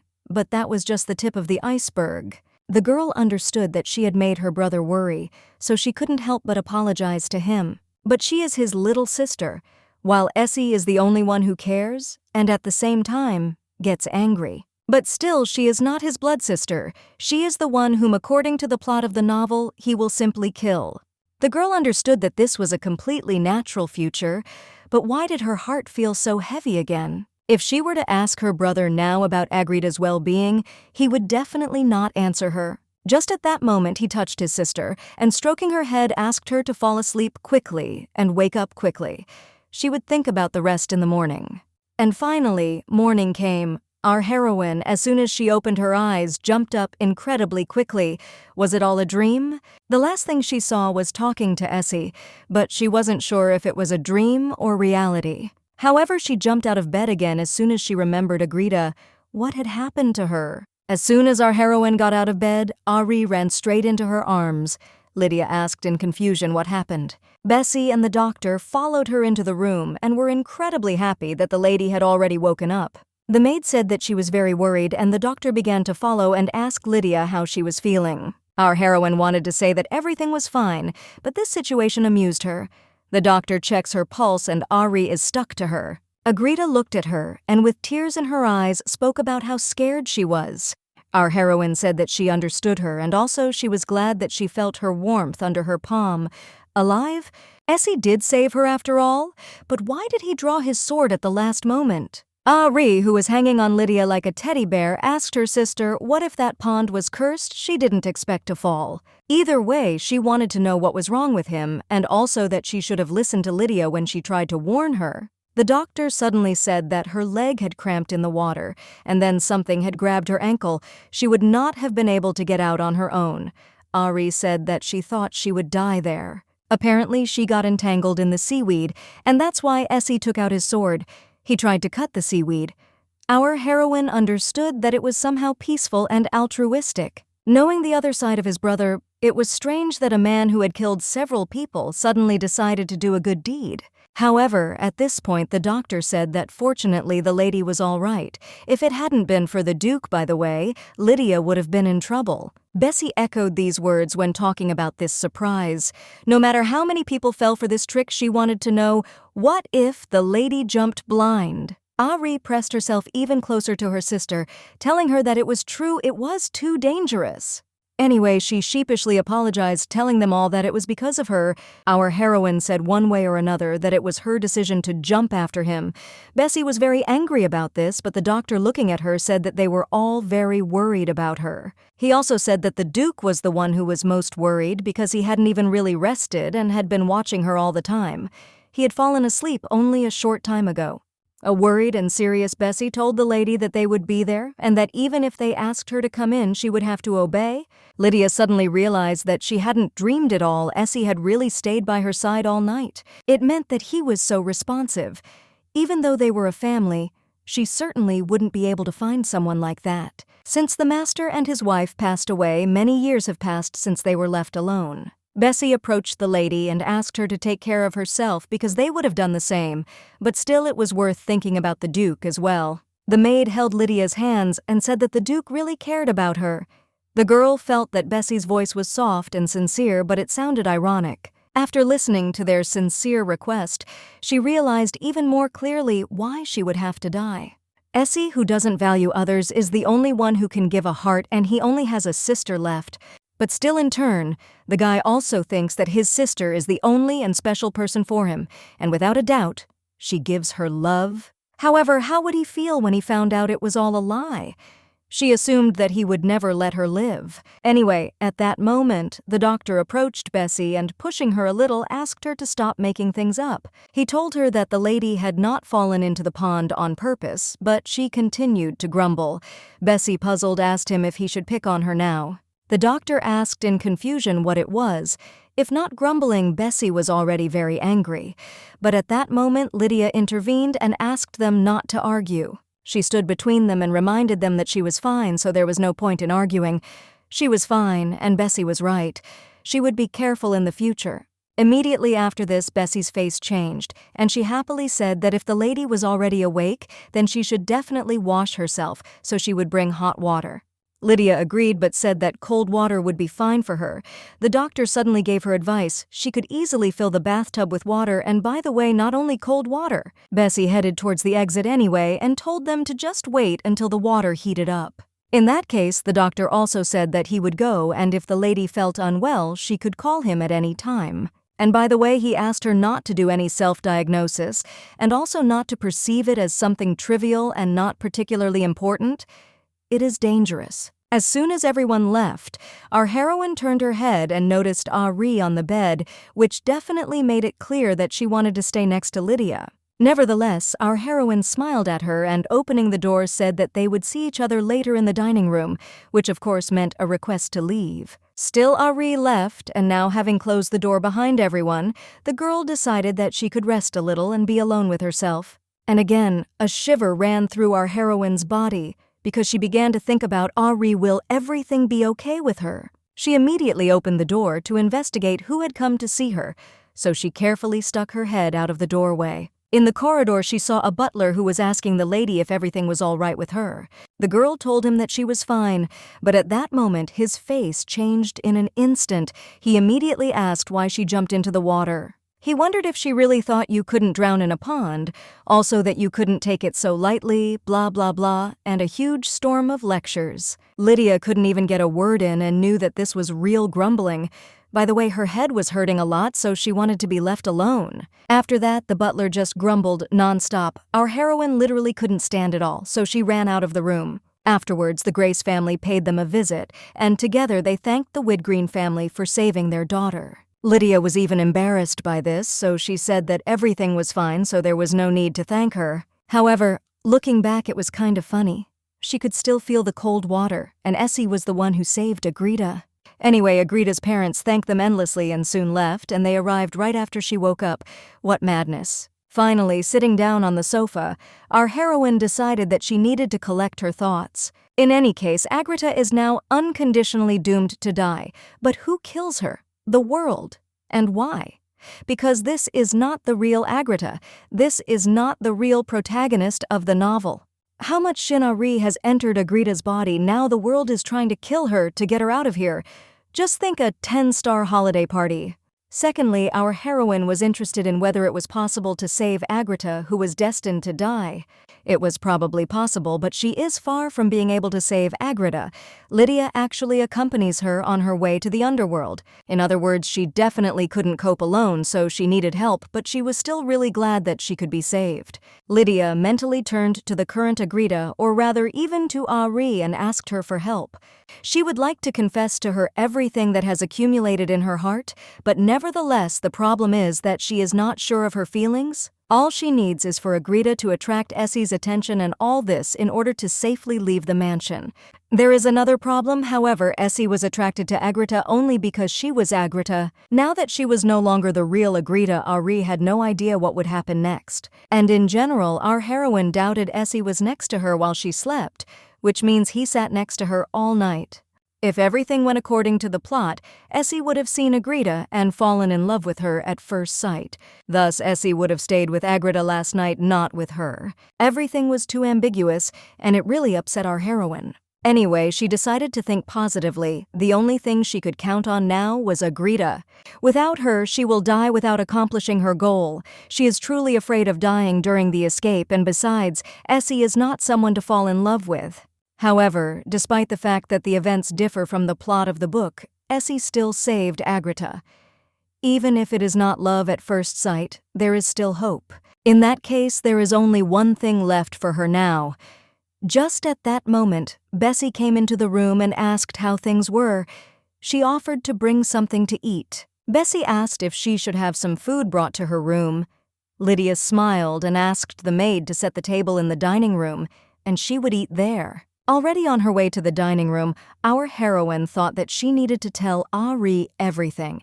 She needed to know why she was getting into trouble. She's in the dark now, but they can at least avoid anything that might pose a danger to her. The only question was how to make her believe her. That was the hardest question. At that moment, our heroine was pulled out of her thoughts by the joyful cries of Ari, who was calling her sister and saying that she was here. The butler asked Milady to forgive him, but still, when communicating with aristocrats, it is customary to speak more respectfully. Ari looked at him in bewilderment. Lydia thought that this butler only allowed this towards her, but he didn't care who he lectured. Suddenly, our heroine noticed some unknown flying object near the butler. What is this? After looking a little closer, the girl screamed in horror, saying that there was a bee in the building. The maid cried out in horror, and the other began waving her hand, bewildered that they were here again. However, our heroine understood that there was nothing surprising in a simple flying bee, because it could have simply flown in from the front yard garden or across the road. At that moment, the girl thought about it, and a moment later she screamed in bewilderment, asking to catch her because she was poisonous. She began to rush the maids and butlers, saying that they should hurry because if they were bitten, they would die on the spot. This bee looked like a normal bee, so everyone was confused, but Lydia can be sure if there is a bee near Ari, then there is definitely something wrong with it. Lydia knew that she should also take on the task of catching the bee, so she should stand closer to Ari. She can't touch anything poisonous, so she needs to think of something to catch the bee with. However, at that moment, a bee began to fly towards Ari, so the girl fell into a stupor and only screamed in horror. Soon, there was a loud bang, after which a chopped-up bee fell to the ground. The unknown guy stepped onto the floor and apologized to the miss, saying that he barely made it in time. The boy apologized for the delay, but once he returned, he did not leave his duty for a moment. He was ordered to accompany her. He introduced himself as Darbury, a loyal knight of the family. This is the accompanying knight of the Widgreen family. Then he smiled and said that he had overslept. Darbury asked not to tell the gentleman about it. After that, he asked what his punishment would be. After all, he deserved it, or at least he thought he should have deserved it. Our heroine, seeing him almost with tears in her eyes and with great bewilderment, greeted him. A maid came up to him saying that she didn't even know he was there. Still, the knight's skills were still good since he was able to cut down such a small bee. By the way, about the bee, the butler asked in bewilderment whether it was really poisonous. As soon as Darbury heard this, he even cried out, asking how this could happen. The doctor, who had just arrived, was also very surprised, so he wanted to take a closer look at the bee. The man suddenly asked in horror where it had come from. He confirmed that this bee is very toxic. They were lucky to meet such a rare and poisonous insect. He explained that if she had literally stung him, he would definitely not have survived. Anyway, he asked if everyone was alive and well. Lydia confirmed his words and said that everything was relatively fine, although one way or another Ari almost died and right now she was scared to death. Our heroine was asked how she even found out this information, because if it weren't for Lady and Sir Darbury, everything could have ended very badly. Lydia, however, did not answer the question, and only turned to Agrita, saying that she needed to talk to her for a short time. After a while, they were already walking, but our heroine was so shocked that she simply could not find words. Only yesterday she almost died from drowning, and today from a bee sting. Although the girl understood that this was also a good opportunity for her, if she told everything now, Ari should be more willing to believe her. At this moment, Darbury appeared behind them, who said that it was poison. At first glance, the bee looked normal, but in the future, he asked to immediately kill the bees in the mansion. Our heroine was scared to imagine how long he would follow them. Lydia suddenly turned around and addressed the accompanying knight. The guy asked in surprise how he could serve. Our heroine explained to him that she had something to talk about with Lady Agrita, so she asked him to wait for them outside the door. Darbury nevertheless said a confident no. He explained that he had been given orders not to leave them for a second. Lydia told him that the topic of their conversation was very important. In that case, the guy said they could hit him if he told anyone Lydia had completely forgotten about Sir Darbury's excessive dodginess. Unfortunately, our heroine was completely powerless against Essie's order. Why did he give this order? Lydia still screamed in confusion and said that it was no longer possible to talk calmly in her own mansion. Darbury said that he would cover his ears. Our heroine couldn't believe that she was going to say such a thing, but at that moment she asked in surprise if it was true that he would still hear everything with his ears closed. Lydia still didn't want to do it, but then she asked him what he thought would happen to him for disobeying her. The girl said she would tell Essie everything, something like, because of Sir Darbury's carelessness, she almost died. The guy screamed in bewilderment, and our heroine asked him if he could live to see the sunrise after such words. It would be nice to see the moon, too. Darbury immediately started asking her to wait a minute because it was all a lie. There was no excuse for being late, but he himself almost got stung. Lydia waved her hand and asked him what difference it made. Who would Essie most likely believe? Now Darbury knew he had nothing to counter with. Finally, our heroine said that she likes talented people like him, so she hopes that he will continue to serve for the benefit of their family for a long time. Soon the girls closed the door behind them and Darbury was left outside. Lydia mentally asked him for forgiveness and asked him to understand because people's lives depended on it. At this point, the girls sat down at the table. Our heroine suggested to Ari that if she was hungry, she should first have a snack and then talk. The girl told her that she didn't want to because she wanted to eat, but for some reason, her appetite had completely disappeared. Ari tried to calmly take the cup of water and drink it without saying a word. However, she immediately slammed her down on the table and asked in bewilderment how the bee could be poisonous. It couldn't be that dangerous. She soon began to scream and talk about her bewilderment because she almost died. Lydia only smiled sweetly, realizing that what she had been waiting for had finally begun.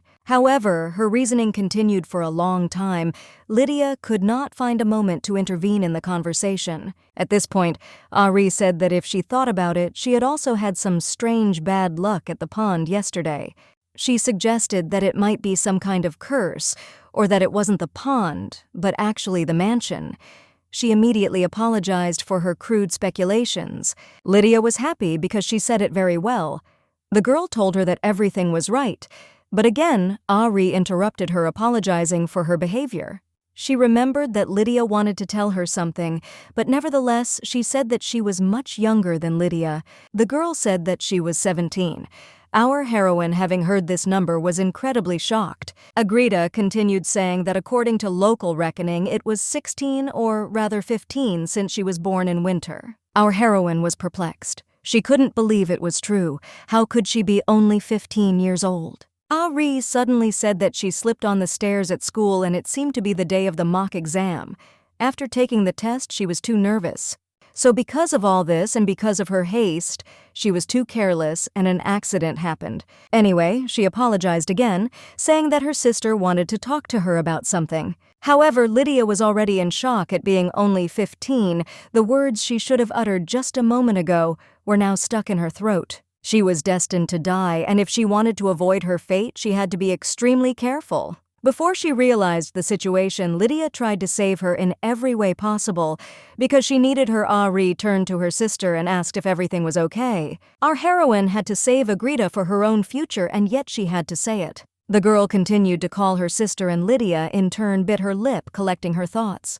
Still gathering her will into a fist, she turned to the girl and asked if she wanted to live.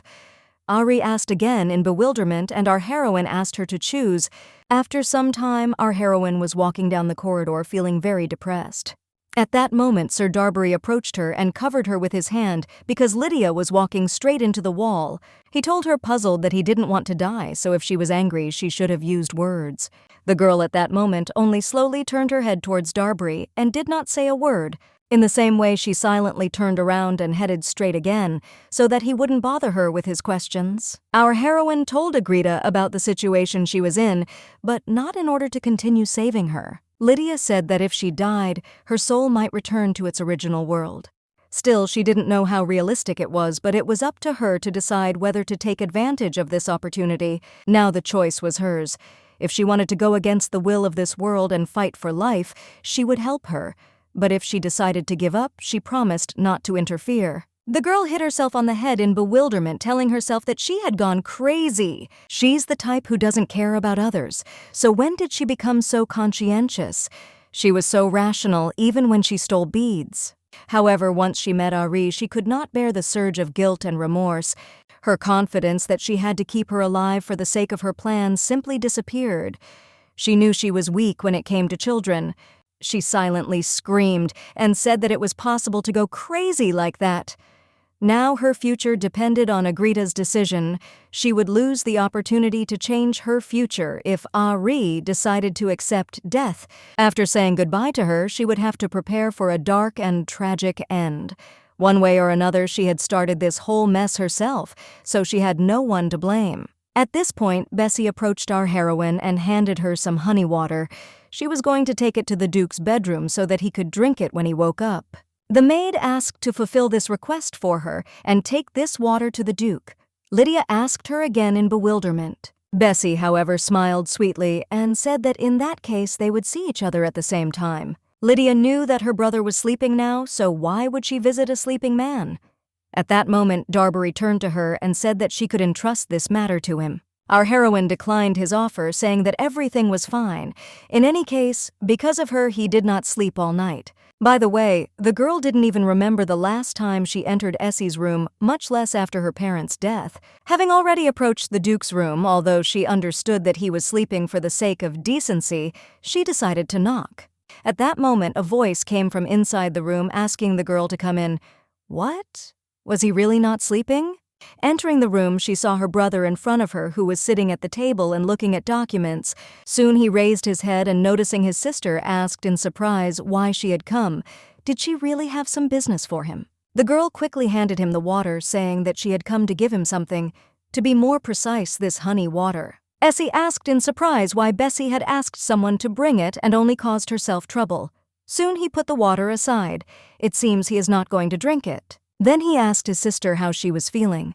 The girl said that everything was fine. She was healthy and her body was light and she was sleeping well. Essie was glad to hear that. However, our heroine noticed his intense gaze, which made it clear that he himself was wondering whether she was telling the truth. In any case, the girl decided that she should change the subject, so she asked her brother what about him because she heard that he had not rested all night. She thought that he must be sleeping now, but then why was he sitting there all busy? Essie explained that if he worked in the office, the butler would bother him. Our heroine, although she understood what he was talking about, was still not interested in that. She wanted to know if he was tired. Essie at this point told his sister that he was not at all so tired that he wanted to sleep. Lydia asked in surprise if he was not tired. However, she also saw that he looked quite cheerful, but he said that he had not slept at all. At that moment, Essie reached out to his sister, and adjusting a lock of her hair suggested that it was windy outside. Lydia jumped up in horror. He scared her too much, and in the end, he just fixed her hair. But by the way about her hair, she never went out. And the reason for her disheveled hair was when she was terrified and furious. She immediately realized with horror that she had been walking around with shaggy hair all the time, which meant that Sir Darbury could at least have told her about it. He really only does security. Lydia decided to talk about the weather, but suddenly she stopped and asked her brother in bewilderment why he was lying to her. Essie asked again in bewilderment. The girl told him that he says he is not tired, but this is not true because he speaks much slower than usual. As a child, Essie also spoke more slowly when he was tired. Of course, it is not so easy to understand, but she easily recognized her brother's mood even then. He himself has grown up, but what is surprising is that he still has the same habit as in childhood. Even a psychopathic villain has a sweet side.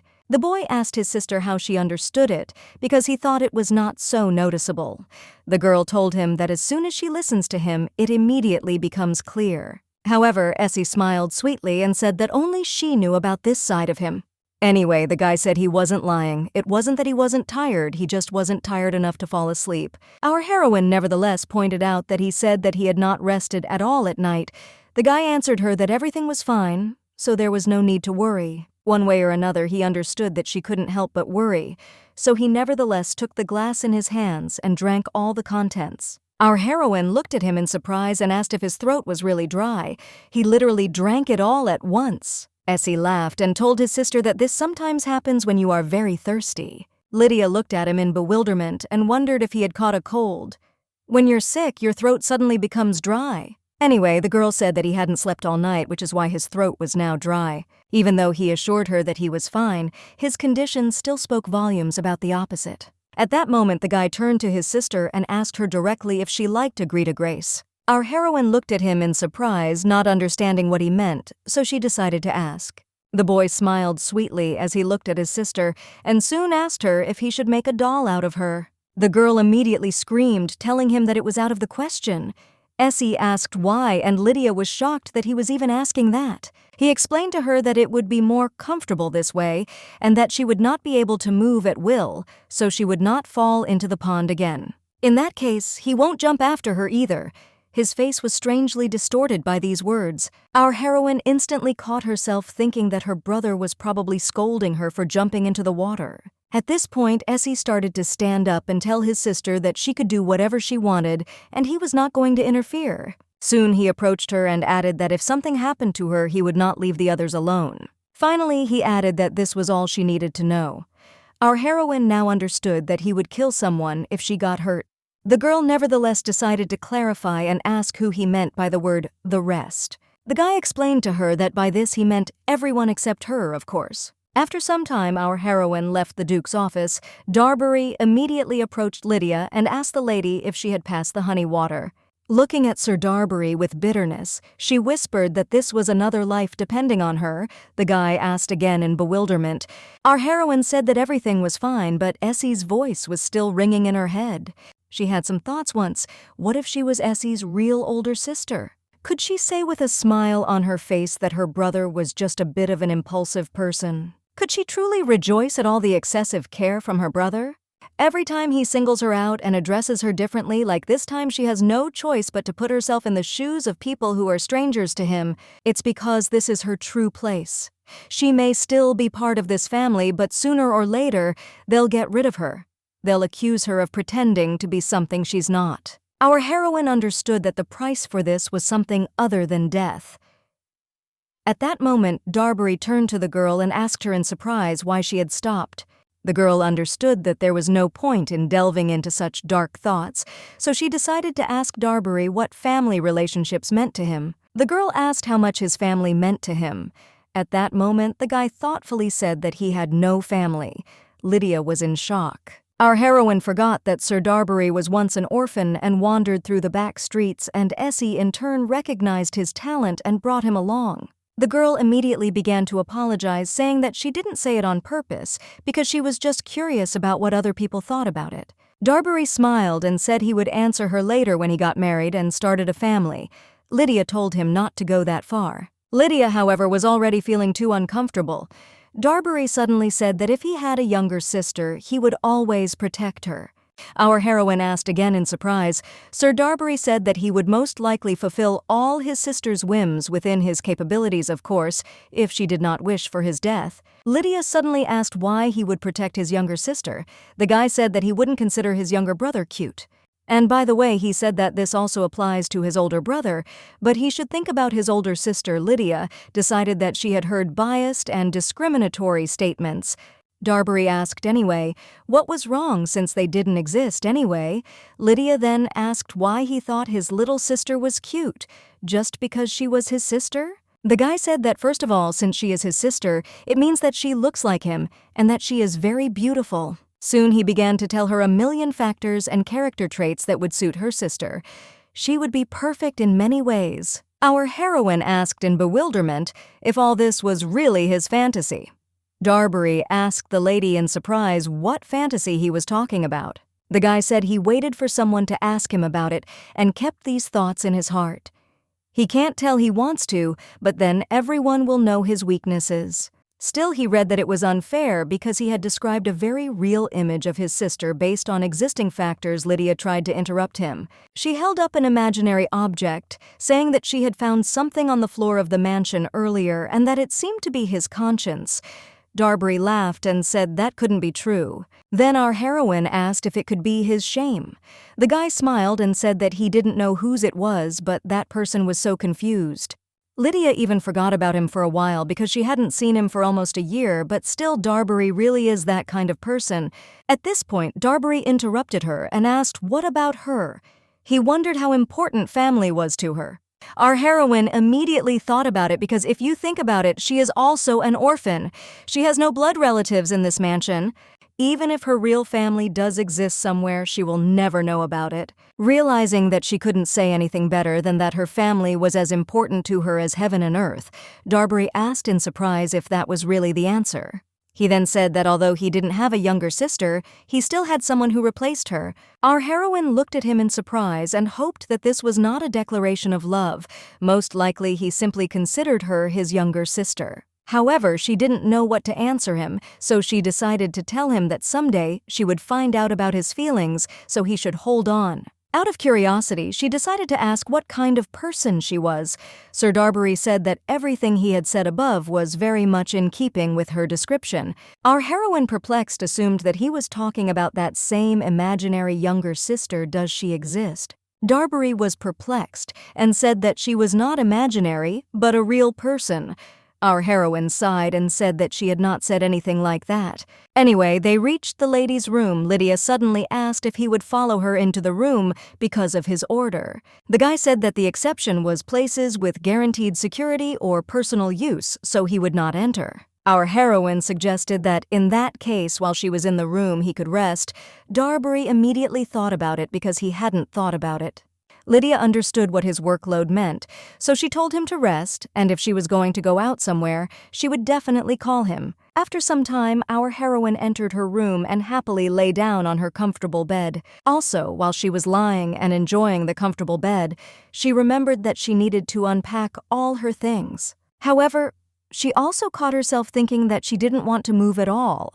The reason she returned to the room was because she needed to unpack the suitcase hidden in the closet and tidy up. She originally wanted to take him with her when she was about to escape, but the situation has changed a bit, and it won't be possible to do that right now. In that case, she decided that she could rest a little and then get down to her business. After some time, one of the maids woke the Lady Lydia, not even realizing how much time had passed, asked in bewilderment what had happened. The maid told her that Lady Agrita Grace wanted to meet her, so she asked to call her. Soon Lydia was heading towards her. When they parted ways with Agrita, the worst thoughts had entered her mind. She was worried that Ari would kill this damned world. Yet fortunately, this did not happen, so she thought that Agrita had made a decision to live or die, and that Lydia's fate would also depend on this choice. At this point, Ari turned to our heroine and asked her if she thought she was dead. Our heroine asked her again, puzzled. The girl said that she was not talking about Agrita Grace, but about the real her. Did she really die after slipping on the stairs? After our heroine's story, she thought a lot. She said that after death, her soul can return to the original world. If that's really the case, then doesn't that mean she died in the original world, and that's why her soul ended up here? The stairs were too high. The girl started crying, saying that she didn't want to think about it, but was she really dead? She was only 17. She had so many plans. Ari said that she didn't even pass the entrance exams and didn't get in. In any case, she didn't want to die. Our heroine was incredibly depressed, but in response to Ari's words, she only mentally agreed with her. After her birth here, she remembered her past life. Somehow, this life felt like a foggy past. If she were in the same situation, she would feel the same way. A time when there are still many things you haven't done. The time when you look forward to your future life more than you reminisce about the days you've already lived. A wonderful age, to say the least. Ari was too young to cope with the sudden death that had befallen her, so Lydia silently embraced Agrita. Our heroine continued to comfort her in her arms for a long time, but rather not Agrita, but the crying 17-year-old Shin Ari who did not want to die. After some time, the girl wiped away all her tears, and by that time she had already told everything. Lydia soon told the girl that she relied on her Ari in a calmer voice, said that she hoped too. The girl decided to continue living as Agrita. In this situation, she really had no other choice. Even if she came back, there was a high probability that her body was dead. Our heroine decided to help her survive, and she in turn decided to help her escape. Ari, at this point, said in surprise that she really didn't understand. Lydia asked what happened. The girl screamed in horror and asked how it was possible to kill such a kind and sweet person as Lydia. Bad villain! Our heroine just smiled sweetly at her and said that she was undoubtedly right. Ari, however, said that she will do everything possible to escape safely.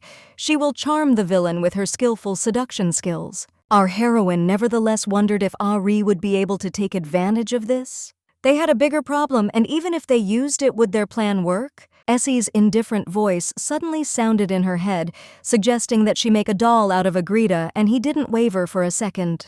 She understood that the way he had followed Ari to help her last night, the way he had saved her from drowning without hesitation, without saying a word, she saw hope in those actions. But this is just useless optimism because Essie is actually indifferent. Our heroine tried to control herself, but at that moment she only sighed heavily. It was a well-known fact that Agrita was beautiful white skin with a peachy red blush and neat features. Her slender frame makes you want to take her under your protection, as well as her long and smooth hair with her clear and sparkling eyes. She is elegant and pure innocent. Her attractive appearance once seen is definitely hard to forget. Looking at the mug of tea, our heroine wondered how she could use all this. After all, Essie needed to figure it all out himself. However, Essie does not look at a person's appearance. His lack of interest in other people means he is not interested in their appearance. He never showed any interest in either beauties or those who were not. Instead, regardless of their appearance, he treated everyone equally. This seems to have been one of the factors that increased Essie's popularity among girls. People probably find it very attractive not to judge others by their appearance. Lydia needed another way to get Essie's attention. What could she come up with? One way or another, our heroine approached Ari and suggested that she try. The girl happily agreed. Lydia was very happy that Ari had recovered so quickly from everything that had happened. She actively supported her offer of mutual assistance. Only thanks to this, our heroine will be able to at least try to survive. If not for Ari, who would she tell about her future, and with whom would she discuss what to do next? But there is something more important than seduction. This and everything else is possible only if Ari stays alive. Their task was to rewrite the unfortunate fate. Our heroine asked Ari not to leave her side for a single step today and to follow her. The girl happily agreed. Lydia had to check something, but for this Ari would have to face danger a couple more times, but she couldn't let her suffer. Having put Ari's life in danger, we need to help this girl survive, and for that we definitely need Sir Darbury. After some time, a vase fell to the ground and shattered into pieces. Perplexed cries followed. The maid was perplexed and said that she didn't know how it happened. In any case, she apologized, saying that she was truly sorry. Darbury told her that everything was fine because no one was hurt, so she didn't have to keep apologizing so much. This was to be expected from Sir Darbury. Just now a flower pot almost fell on Ari's head, but the knight saved her, and now the clock shows 15 minutes past 12. Our heroine approached Ari and asked her if everything was okay. The girl said that she was fine. She then turned to Darbury and thanked him for saving her. The guy said that everything was fine. Lydia, however, noticed that they both looked scared. Anticipating danger and facing it head-on are two different things. Fortunately, Sir Darbury had already saved Ari's life twice that day. At that moment, the guy went to the maids, and our heroine decided that she needed to take advantage of the opportunity while he was gone. Our heroine immediately turned to Ari and asked him to listen carefully. The time when her life is in danger comes 3 times a day. Our heroine assumed that this happens in the morning, lunch, and evening. The first death was in the chapel in the morning, and also a death from an explosion in the center. In the third case, a chandelier fell, and in the fourth case, there was an incident with a pond in the evening. By the way, this was the 5th time there was a case with a poisonous bee in the morning, and the last time just now was a flower pot that fell at lunchtime. So they have this information midnight dawn between morning and lunch, or between lunch and dinner. She was never in danger at this time. Ree exclaimed in disbelief, saying that it was true. Lydia said that if her suspicions were confirmed, her situation should be much better. However, just in case our heroine still asked not to leave her side today, we need to look before dinner to make sure of this for sure. At that moment, the girls heard strange screams behind them, so they turned around to find out what it was. Eventually, they noticed the maid, who knelt down to apologize, and Darbury, who assured her that everything was fine. Both our heroine and Ree decided to approach the tearful maid to tell her that everything was fine. The action shifts to evening. During Essie's 4-day coming-of-age ceremony and birthday banquet today was the second day of celebration. Our heroine had completely forgotten about this because she had spent all her time with Agrita without leaving her side. But Bessie came, and she was suddenly overtaken by preening. After a while, the maid's work was completed, and Lydia once again appeared in a chic image that emphasized her beauty. Ree, as soon as she saw her little sister, began to talk with delight on her face about how beautiful she was. Our heroine nevertheless decided to say that Agrita is also very beautiful, although this is a well-known fact. Even though she lent Ree her clothes because she had to stay here all day, they still suited her very well. The girl suddenly turned to Sir Darbury and asked if he thought the same. The guy thought for a moment and then said a hesitant, "Yes."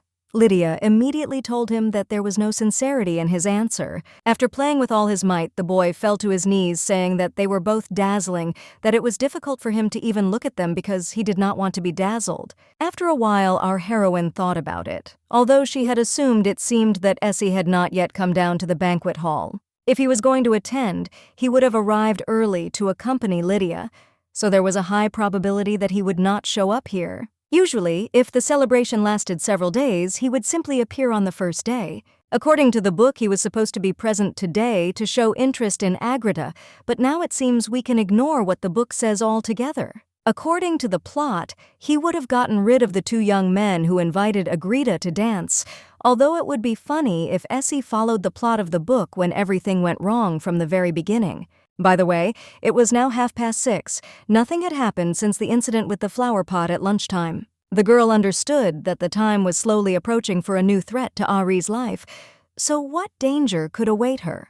She removed from the banquet hall everything that could pose a threat to her life. Ree will not go outside now either to take risks like she did yesterday. Suddenly, a stranger approached and bowed down, telling the lady that she was as dazzling as ever. Our heroine was, of course, very happy to hear this, but she asked him in bewilderment who he was. An awkward silence ensued. The guy said that he had introduced himself to her last time, but it seemed that she did not remember him. He was the eldest son of Count Kami Kami. It was a great honor for him to meet her. Our heroine said with embarrassment that she was also glad to see Mr. Kami. The guy, however, said with surprise that for some reason the Duke was not visible today. Lydia smiled and said that that was all because Essie was still busy with his own affairs. Riga suggested that being the head of a family is not an easy task. Even for him, the training alone is tiring for successors. Our heroine didn't really understand who it was, and most likely she won't remember him even the next time. At that moment, the guy offered her a glass of wine. Lydia extended her hand towards him, saying that she was grateful to him for his courtship, so she would agree. At that very moment, a loud cry was heard which ordered not to drink this wine. Soon the glass fell and broke. The guy turned around in bewilderment and noticed Lady Donda in front of him. Anyway, Riga looked at her and asked what she was doing. The girl looked at him angrily and asked if it was right to ask what she was doing. Pointing at him, she asked him what he was going to do in turn. She knows that he put poison in that glass of wine. Riga asked in confusion what she was talking about, and the girl said that using the same method as last time, he decided to shamelessly behave here as if nothing had happened. Riga nevertheless explained that it was a misunderstanding. He was just helping a drunk girl at a banquet, and she misunderstood everything. So why do this to him now? Donda was furious and said that all this was absurd because he had added poison to the wine. Riga said in surprise that his mistake was not knowing that the girl did not tolerate alcohol well and allowing her to abuse it. But what poison were we talking about? The guy said he understood that it was Lady Donda's friend, but her accusation was unfair. Our heroine did not understand what was happening, but it was hard to tell from his face that he was lying. One way or another, she understood that time was slowly approaching and it was a little At this point, Darbury intervened to help in the conversation, asking the lady to ask him something. The guy looked at her and asked if she knew what they put in it. Donda said she didn't know what it was called and only knew the effect after using it. The body weakens and memory is partially lost. If she had not found her friend in time, it is scary to imagine what she could have gotten into. Thus, she insisted that everything Riga had said was a blatant lie. Riga screamed in bewilderment, and Darbury asked them to calm down. Sir Darbury decided to do what he thought was right, so he decided to ask for help. After some time, Essie came down to the banquet hall. Our heroine was shocked that by call for help, the knight meant calling Essie. Either way, she didn't understand who was standing behind him. Why did he bring some guys with him? Essie first approached his sister and asked how she was feeling. Lydia told him that everything was fine. Essie then said that he had already been informed of everything. Darbury apologized for disturbing the Duke and causing him inconvenience. The guy said it wasn't his fault. Meanwhile, Lydia was still wondering who all these people were. Just at that moment, Riga turned around and was stunned. He definitely knew these people. At this time, these guys said that they did not know what was going on, but they still apologized for being wrong and asked for mercy. Essie asked them to calm down because he just wanted to ask them something. Do they remember all the types of substances sold and their buyers? Our heroine looked at him in surprise. What was going on now? What sold substances were we talking about, and what buyers? Darbury at this point seemed to have figured out what the lady was thinking, so he said that all these people were drug dealers who were currently working. Essie, meanwhile, came even closer to them and asked if they remembered the man with whom they had made a deal about a week ago. They raised their hand in horror and pointed forward, saying that the man who bought the drug from him a week ago was this gentleman. The finger pointed at Riga.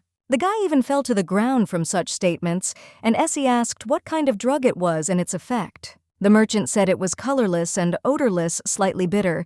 If you add it to alcohol, you can barely taste it. Also, after a certain time, the body temperature rises and the strength leaves him.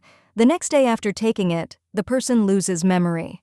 Our heroine listened to all this and realized with horror that this lady was telling the truth.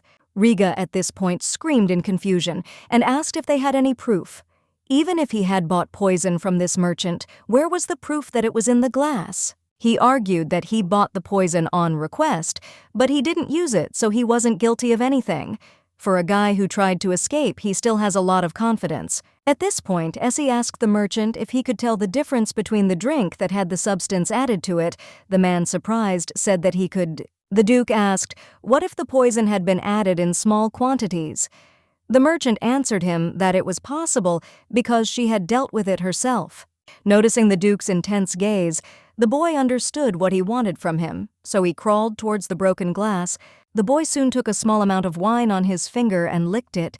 Soon he thought for a while. A few seconds later, he said that it was definitely a love potion. Essie asked him again in confusion. The ladies began to whisper, saying that they had heard about it. They even thought of buying it, but they did not know that it would be such a drug. Our heroine was surprised that such a convenient thing actually exists. If there was a medicine that would force a person to fall in love, then she would. At that very moment, a brilliant idea came into our heroine's head, which even made her fall into a stupor. People around noticed that Lydia's behavior had changed, so they asked in confusion if everything was okay. Our heroine suddenly came to her senses and, clearing her throat, said that she was fine. At that moment, a loud female scream was heard behind her. Turning her head, Lydia was horrified to discover that the source of the scream was Agrita and that there was a dagger at her neck. People asked Mr. Riga in confusion what he was doing. The guy, however, said that he did not think that everything would turn out like this. He turned to His Excellency and said that he wished only one thing he wanted, that today's incident would not affect him and his family in any way. It was funny that there were so many witnesses here, and this fool decided to take a man hostage. Lydia knew he was cornered now, but she wanted to know why he chose to grab Ari. Our heroine then looked at Darbury and asked him in bewilderment where he had been and why he had not protected Lady Agrita. The guy, of course, first of all protected Lydia. Our heroine understood all the circumstances but still persisted. Meanwhile, Riga hurried the Duke, telling him to give his word quickly, and then he would release the lady. Lydia knew that if this continued, he would pretend to draw a knife. He might mistakenly draw a knife for real and kill Ari. Our heroine was curious about the danger that could threaten her, but she did not want to find out about it this way. Essie suddenly asked if he should save the lady. Our heroine asked again in bewilderment. Essie asked his sister if he should save the hostage. The girl in bewilderment said, "Yes." In the blink of an eye, the Duke lunged and slammed Riga's wrist with all his might. The boy immediately fell to the ground and began to groan in pain. Our heroine looked into her brother's eyes in bewilderment and was shocked by his speed because she didn't even see anything. Anyway, at that moment, a pale Ari ran up to Lydia in horror and hugged her, asking if she had survived. At this time, Essie asked the guards to hand this man over to his family, and later he would personally deal with his crimes. Our heroine continued to hug Agrita, but she also understood that it would be noisy for a while now. At that moment, Darbury approached her and asked her to first move to another place since they also needed to clean up the shards from the broken glass. Our heroine agreed, but at that moment she remembered something thanks to Riga. Although it certainly wasn't a love potion, it could have helped her win Essie's heart. After some time, our heroine turned to Darbury in surprise and asked him if it was really worth going that far. Now, briefly about what happened in the banquet hall some time ago. A whole crowd of noblewomen asked Lady Lydia in bewilderment if she was okay. They were horrified and said that this commie was a freak, but fortunately nothing happened. For a long time, people in the banquet hall came up to her and chatted incessantly. Sometimes it even seemed as if they were at her autograph session. Thanks to Sir Darbury's iron border, any man regardless of age could not approach her. Despite the sweet "I want to greet the lady" look, he remained firm in his opinion. The knight even took small children away from the lady, which surprised our heroine incredibly. The guy, however, smiled as he looked at the lady and told her that he was only following orders. Soon night fell on the street.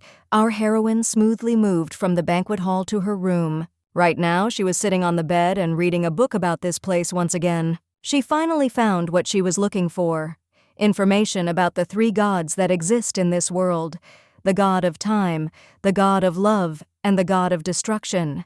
If what the temple of the worshippers of the god of time had prepared for the goddess were beads that turned back time, then, in the temple that worships the god of love, they prepared a shawl of charm, and here is what was said about it in the book. According to tradition, other people should not hate the goddess. She should be loved by everyone, and the gift prepared by them will help her in this. It was a shawl of charm. If the goddess wore it, then everyone who saw her would begin to feel something more than ordinary sympathy for her. They will feel a sense of longing from members of the same sex and love from members of the opposite sex, and the affection between family and friends will become even deeper. Reading this, our heroine understood that she only had to steal the treasure of the temple that worshipped the god of love. Then Ari will be able to win Essie's heart without any problems. He asked why she remembered about it only now. There was a good reason for this. First, Agrita did not use the shawl of charm because everyone loved her without it. Even those who were envious and jealous of her when they fell under the influence of her kind heart eventually fell in love with her even without the help of the shawl of charm. The effectiveness of the shawl was great, but its owner did not find it particularly useful. Even the shawl of charm could not avoid being forgotten in the closet. The most important reason is that the main character of the book, Agrita's lover, is the crown prince, who knew about the existence of the shawl. As a result, this genius allegedly accidentally burned it. He got rid of the temple's precious gift in one day without hesitation. In this, they were similar to Essie. That's why the shawl of charm was barely mentioned in the book. But in any case, our heroine decided that she would steal the shawl of charm and give it to Ari. However, in reality, it was not as easy as it seems.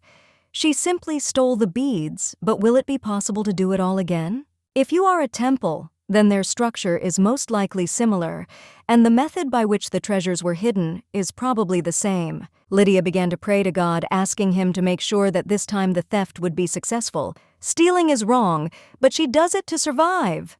Of course, it is very unwise to pray to God for the successful theft of the temple treasure, but that is how our heroine spent the night, stirring the heart together with shameless prayer.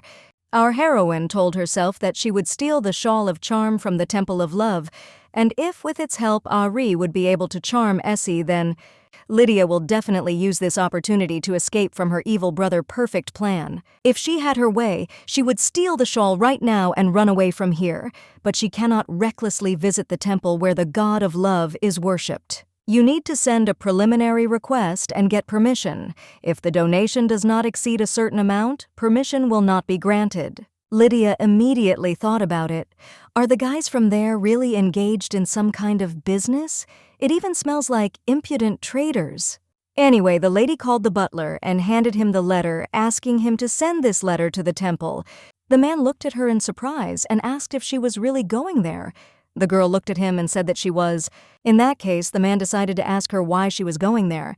She hates temples, doesn't she? Lydia, perplexed, said that it was not so. It was simply a period of hurricane rage overwhelmed by resentment at the miserable fate of the past life. It's not that she outright hates temples, but rather that she just developed an interest in a temple that worships the god of love. Smiling sweetly, our heroine looked at the butler and told him that the god of love sounded very romantic. The man reminded her that she considered him a selfish narcissist. Our heroine asked him to forget about it because it was in the past. At that moment, she pointed out that it was already lunchtime, so she changed the subject.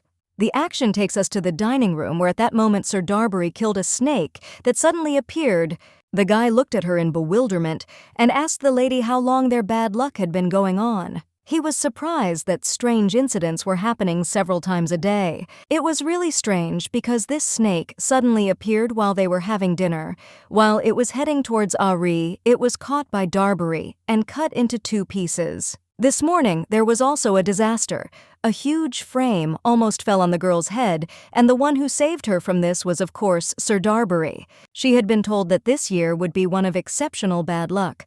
Ari and Lydia were a little amused by this, but it was not surprising. Sir Darbury, however, was not so cheerful. He scratched his head in wonder and told the girls that they should be careful. Our heroine at this point reminded him of how he had just caught a snake. The girl asked if anyone else could have handled it quite well except him. The snake simply crept up very quietly, so quietly that he and Ari noticed it only when Sir Darbury killed it. The knight told the lady that he managed to catch the snake because it was him. If it had been an ordinary knight, he would have most likely drawn his sword when the snake bit its target. In that case, our heroine dared to suggest that Sir Darbury was unusual. The guy laughed and said, how could it be otherwise? At first glance, it sounds like a joke, but in fact, it is true.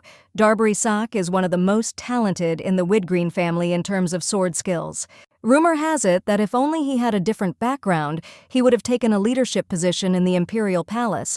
But what's more important is that Essie is the one who simply took him for his talent regardless of any other factors. There is no need to talk about his skills because he proves them himself. Sir Darbury was able to catch this snake, but our heroine suddenly thought about who could save Ari when he was not around. If saving Ari was such a difficult task, even if she had many escorts assigned to her, their skills would not be enough and she would still die. It was certainly rare to find someone on Sir Darbury's level, although she suddenly thought about it and decided that Essie would take care of it anyway. Our heroine understood that as soon as he fell in love with Ari, he himself would take care of and provide protection for his beloved. At that very moment, a man ran into the room screaming in incredible horror. Everyone turned their gaze to him. When he saw the dead snake, he couldn't believe his eyes. The man rushed towards it and started screaming in horror, asking Flora not to leave him. Our heroine had absolutely no idea what was happening right now, so she looked at the man in surprise. Just at that moment, the butler entered the room, addressing Lydia in a trembling voice. Our heroine asked what had happened. The man said that this man was a trader of rare animals and various goods. Some time ago, he was imagining something in the mansion and suddenly his pet snake disappeared. He was confused, and then Lydia still decided that the responsibility for not looking after her pet lies with the owner, because Ari almost ended up in danger, and in this situation, you can even demand compensation. However, this man is also just an unfortunate victim of this world. The girl asked to give him compensation and send him home. The butler told her that she was very generous. Soon after, it became an easy, serene time. The dangers that regularly approached Ari were dealt with by Sir Darbury each time. Also, the temple's answer, which she had been waiting for, came 2 days later, albeit a little later than she expected that the answer would arrive within a day, but still. He arrived the day after the end of the 4-day celebration, so it was just in time for our heroine. As soon as she received the letter, she quickly got ready and got into the carriage heading straight to the temple. Of course, before leaving, our heroine did not forget to explain their plan to Ari. Already in the carriage, Sir Darbury turned to the lady, asking her if she had heard the information that freak Riga had been kicked out of the family. Our heroine asked again, to which the knight reminded her of the incident at the banquet, saying that he was a depraved scum. Ari asked in surprise, was this criminal really kicked out of the family? In that case, she wondered what would happen to him. Was he no longer an aristocrat? Darbury nodded his head, indicating that this guy was now no different from an ordinary commoner. He was originally the son of a count, so he was a nobleman but had no title. After breaking off relations with his family, the Kami name completely disappears from his life. However, to do this, they must be really decisive and cut all ties. Simply telling the person to go away will not work in this case. In order to prove your plans, you need to destroy the certificate of kinship. The expulsion from the family must be documented and notarized by the palace. This makes it impossible to accept him back into the family later, which is why this rarely happens in an aristocratic society where blood decides everything. Lydia then said that Count Kami had made a firm decision when he decided to exile his son. Darbury said that this was very wise because if the Count sheltered a criminal, they would all die together, and this was no longer a wise choice. However, our heroine suddenly had an ominous premonition. If you think about it, she heard that Essie went out somewhere yesterday. She thought he must have had some business to attend to and didn't pay much attention to it. But what if he actually went to Count Kami and threatened him? Ari, however, at that moment turned to her sister and told her that this information was as refreshing as soda. Our heroine decided, however, that it shouldn't bother her too much, so she laughed and said that she felt as if she had drunk soda. Even though what this jerk was going to do to her was just an attempt, it seems like he did it more than once or twice, so he deserved everything he did. That's refreshing. Anyway, after some time, Ari asked in surprise how much longer they had to go. Lydia assumed that they did because there was a long way ahead. Ari started to yawn, saying that she was feeling a little seasick. Lydia smiled and said that she understood and that she would wake her up as soon as they arrived. As a result, as soon as the girl touched her head to the back of the chair, she literally immediately fell asleep. At this moment, Darbury turned to our heroine and asked her if she had ever been to the Temple of Love. Our heroine said she had not been there. Sir Darbury told her it was his first time too. He remembered little about visiting the temples. By the way, he said that once he did not believe in gods at all. Lydia, because of these words, once again remembered another story from the dark past. Anyway, she told him that he had thought so for a long time.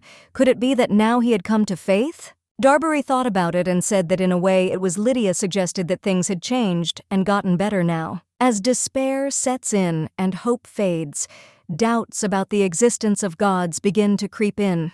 Perhaps the meeting between Darbury and Essie was the key moment that changed his faith.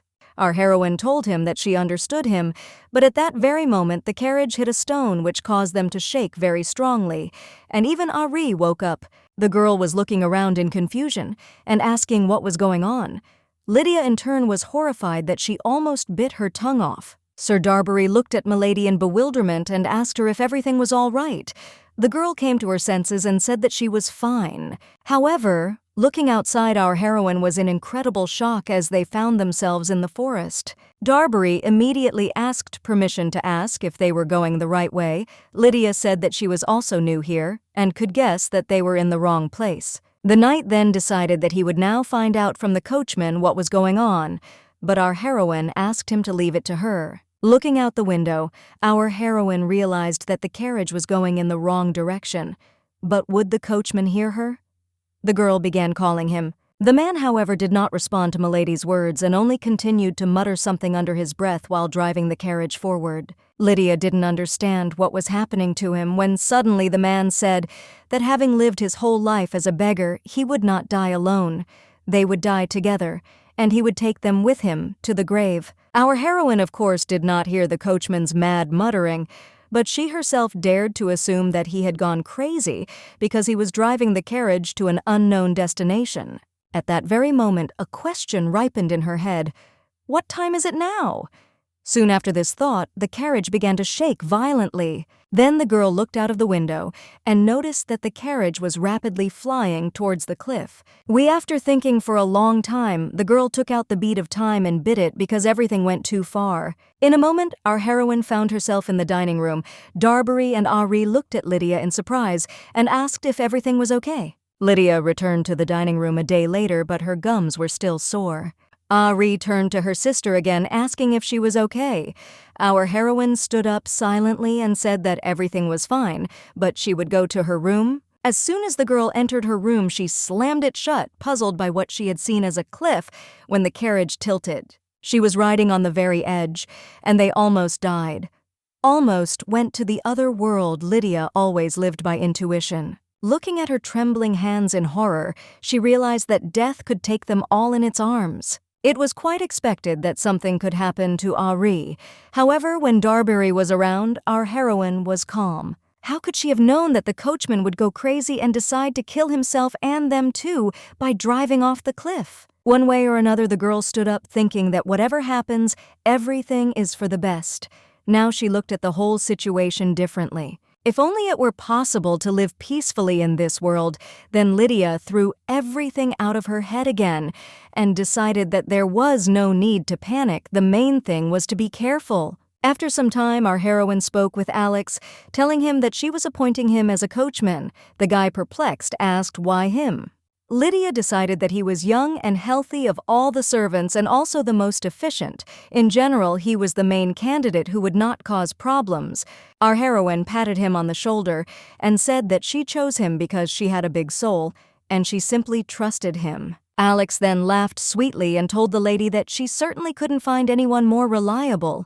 He was always open and good-natured. Lydia smiled back at him and said that she had hope for him. This guy doesn't seem to know the word despondency. Having dealt with one problem one way or another, our heroine was still worried about something.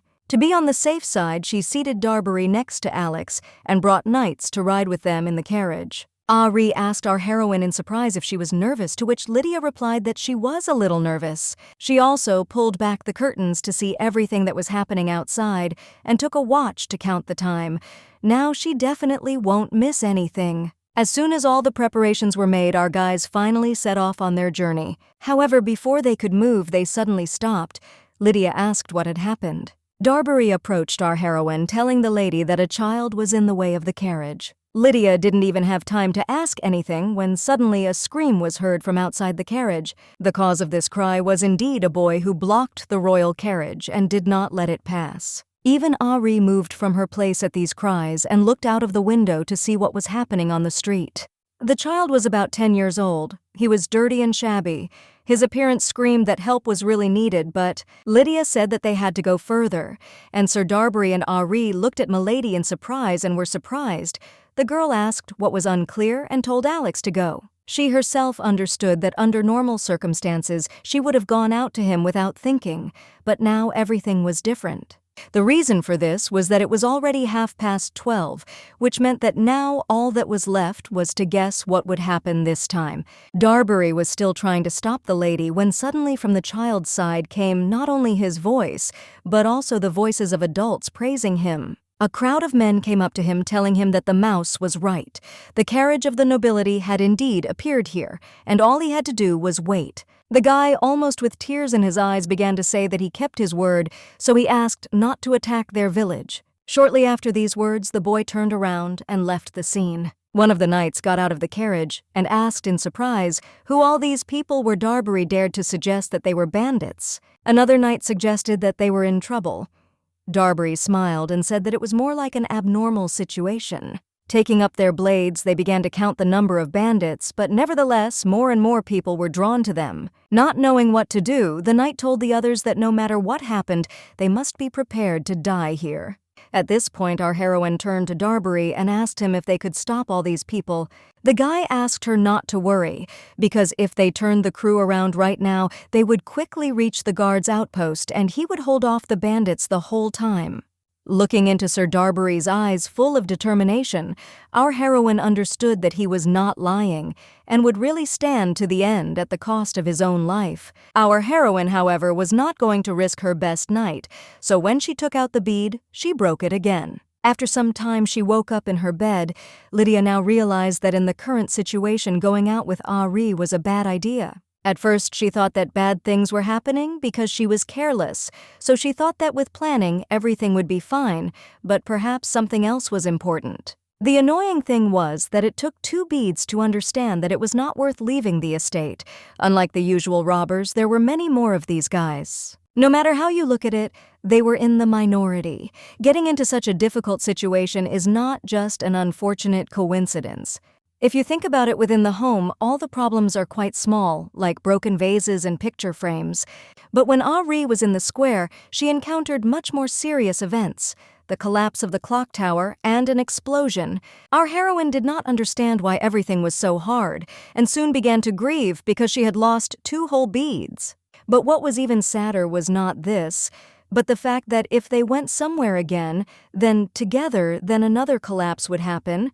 She has no choice but to leave Ari at home and go to the temple herself.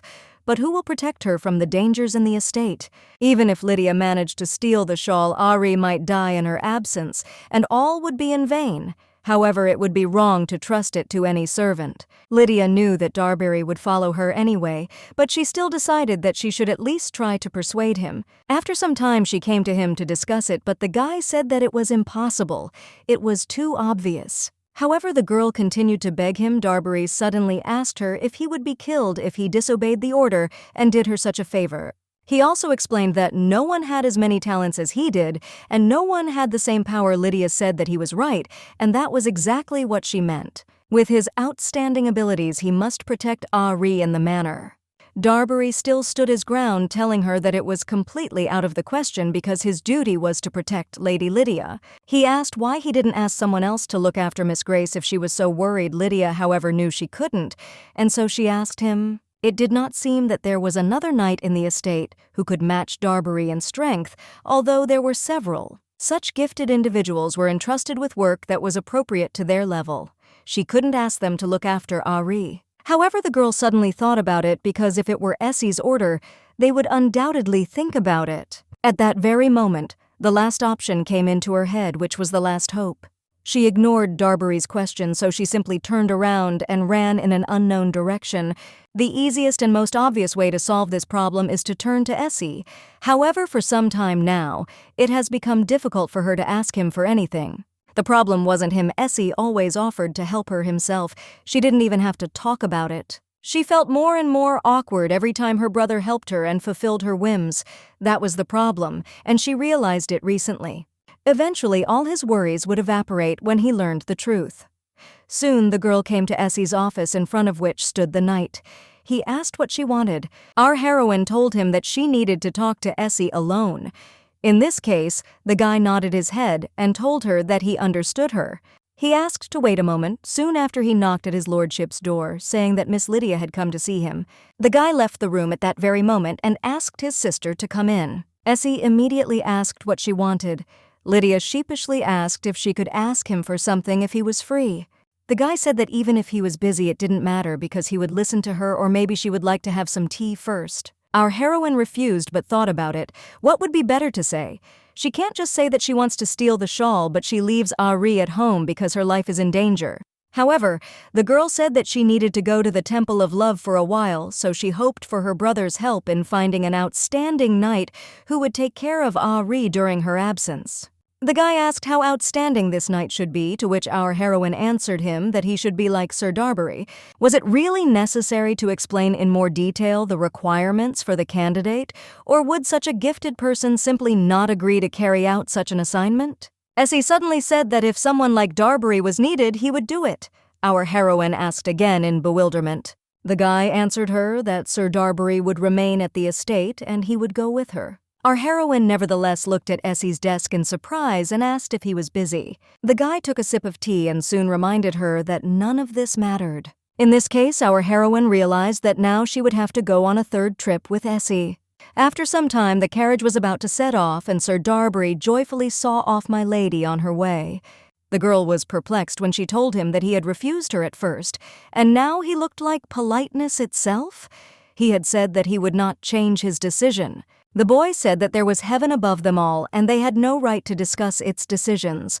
As punishment, he could pronounce her name as many times as he wanted. With a heavy sigh, the girl headed to the carriage and soon asked her brother to climb inside. After they were ready to leave, our heroine asked Sir Darbury to take care of Agrita. The guy happily said that she could rely on him, so they were looking forward to meeting soon. After some time, they were on their way. Our heroine looked at her brother and understood that they should return as soon as possible, because he had a lot of things to do. By the way, it was strange that the coachman was now driving the carriage as smoothly and without shaking as possible. The carriage was moving too calmly. However, it was not surprising, because Essie was sitting inside tall and strong. Looking at his perfect, flawless features, she realized that it was difficult for people to remain calm around him, even if they didn't know who he was.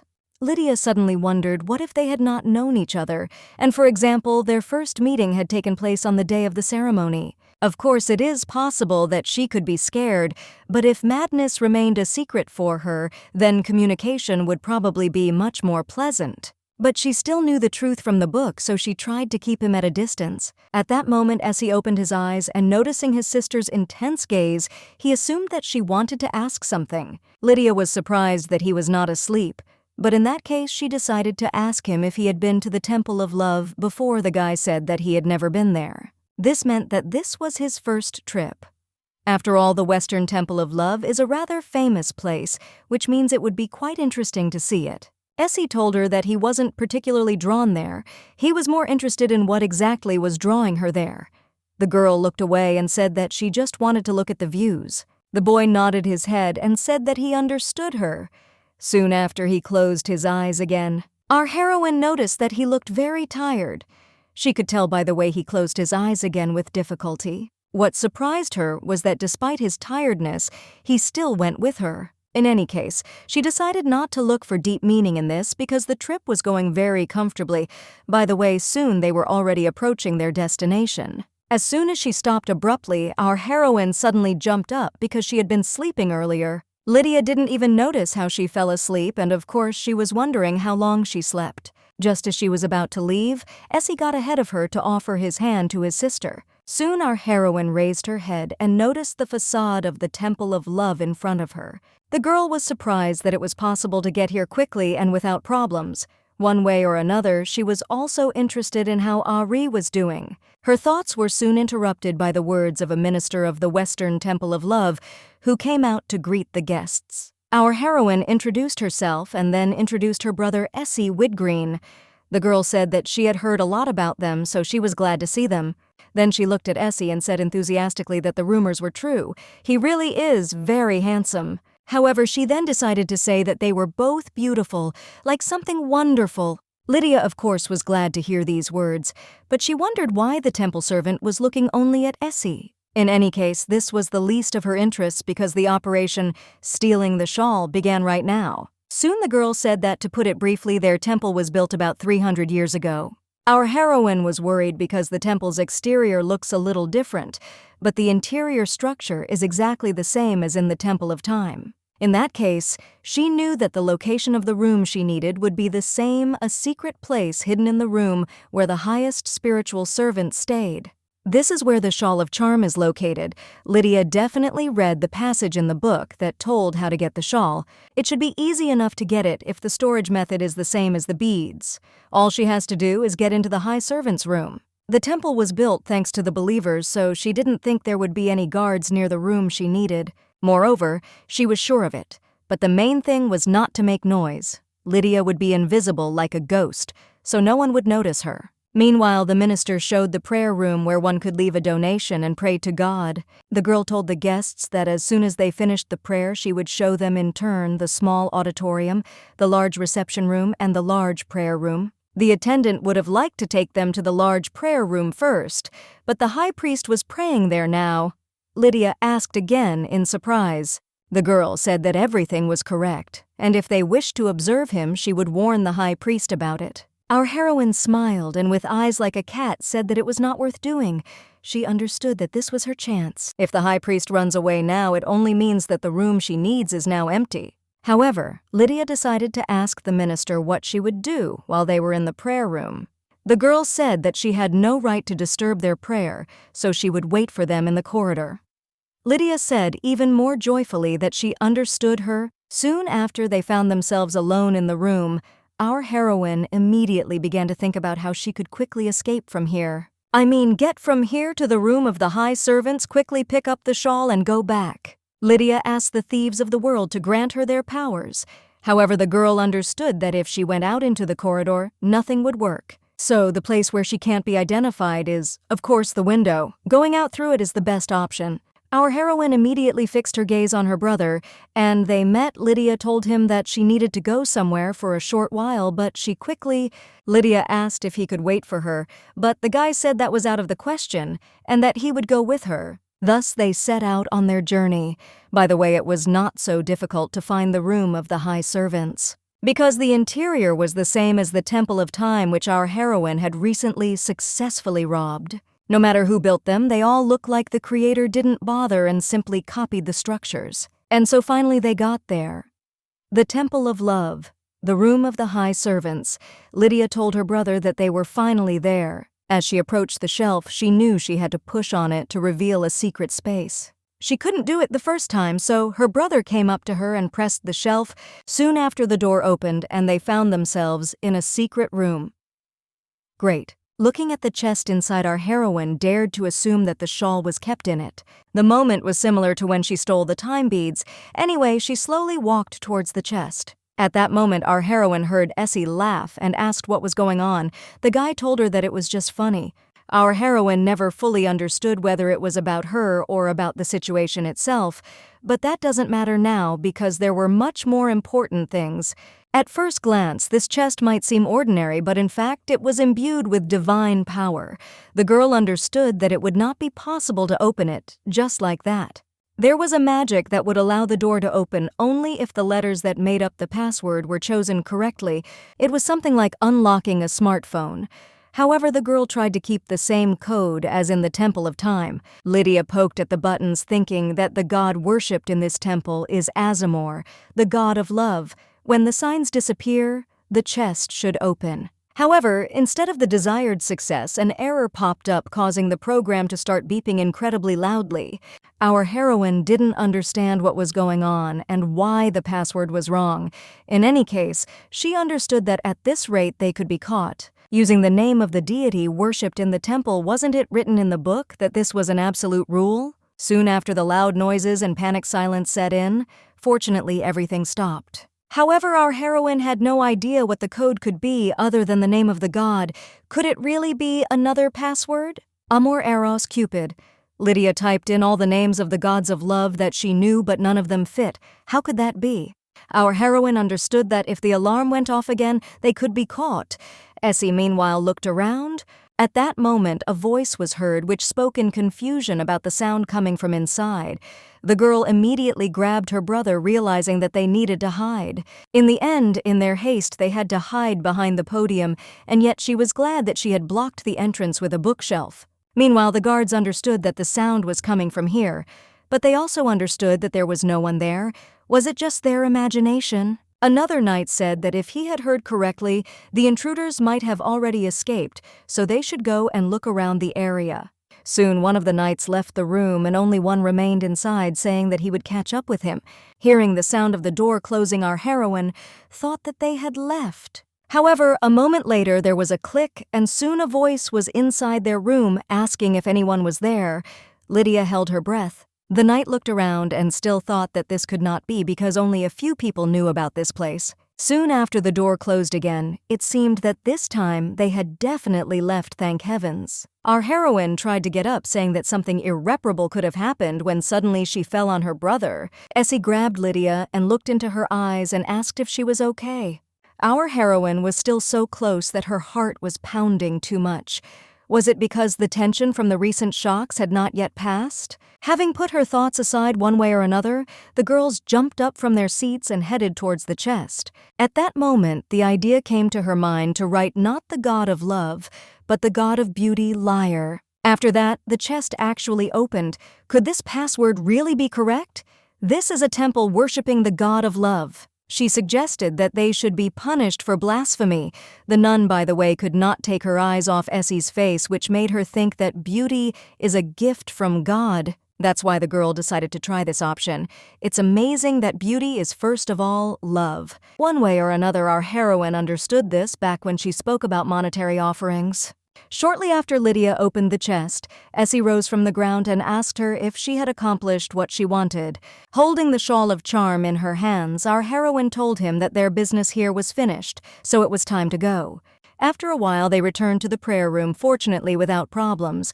Our heroine suddenly asked Essie for his jacket.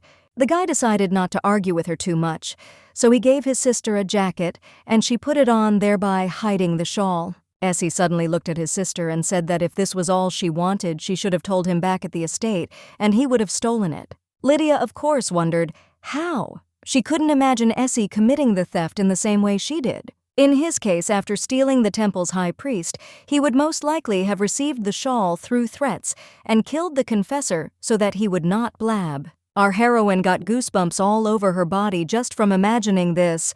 Although she doesn't steal, she doesn't wish such evil on anyone. The girl smiled sweetly and said that it wasn't worth it because stealing it herself was worth it.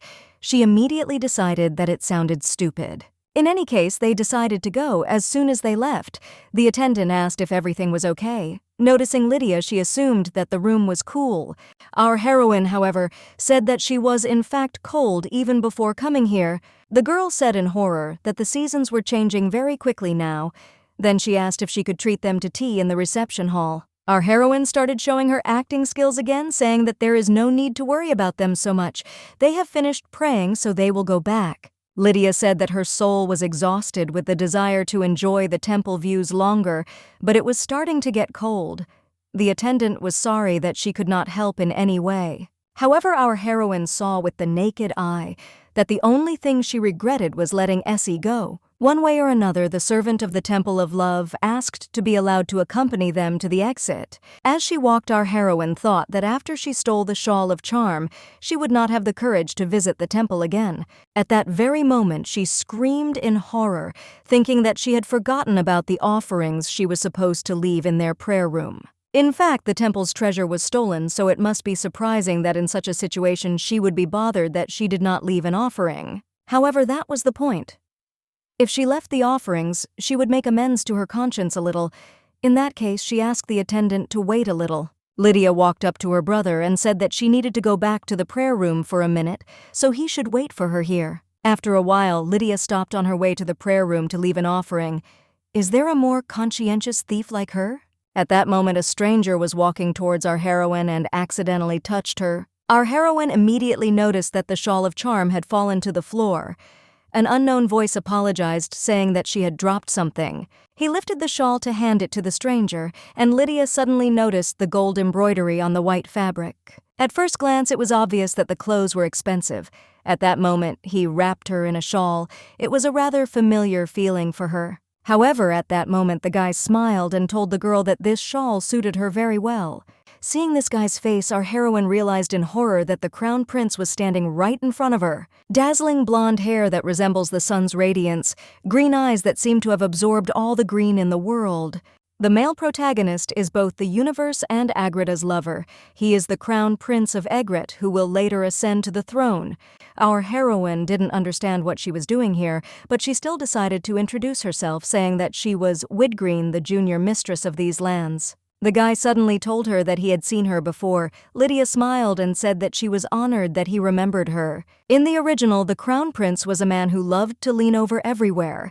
If it weren't for his tendency to walk so much, they would have crossed paths much more often. One way or another, the girl decided that it was time for her to get back to business, so she thanked him and wished that God would bless them to meet again. However, as soon as our heroine turned around, the crown prince turned to her and asked her to stop. Our heroine didn't understand why he was staring at her.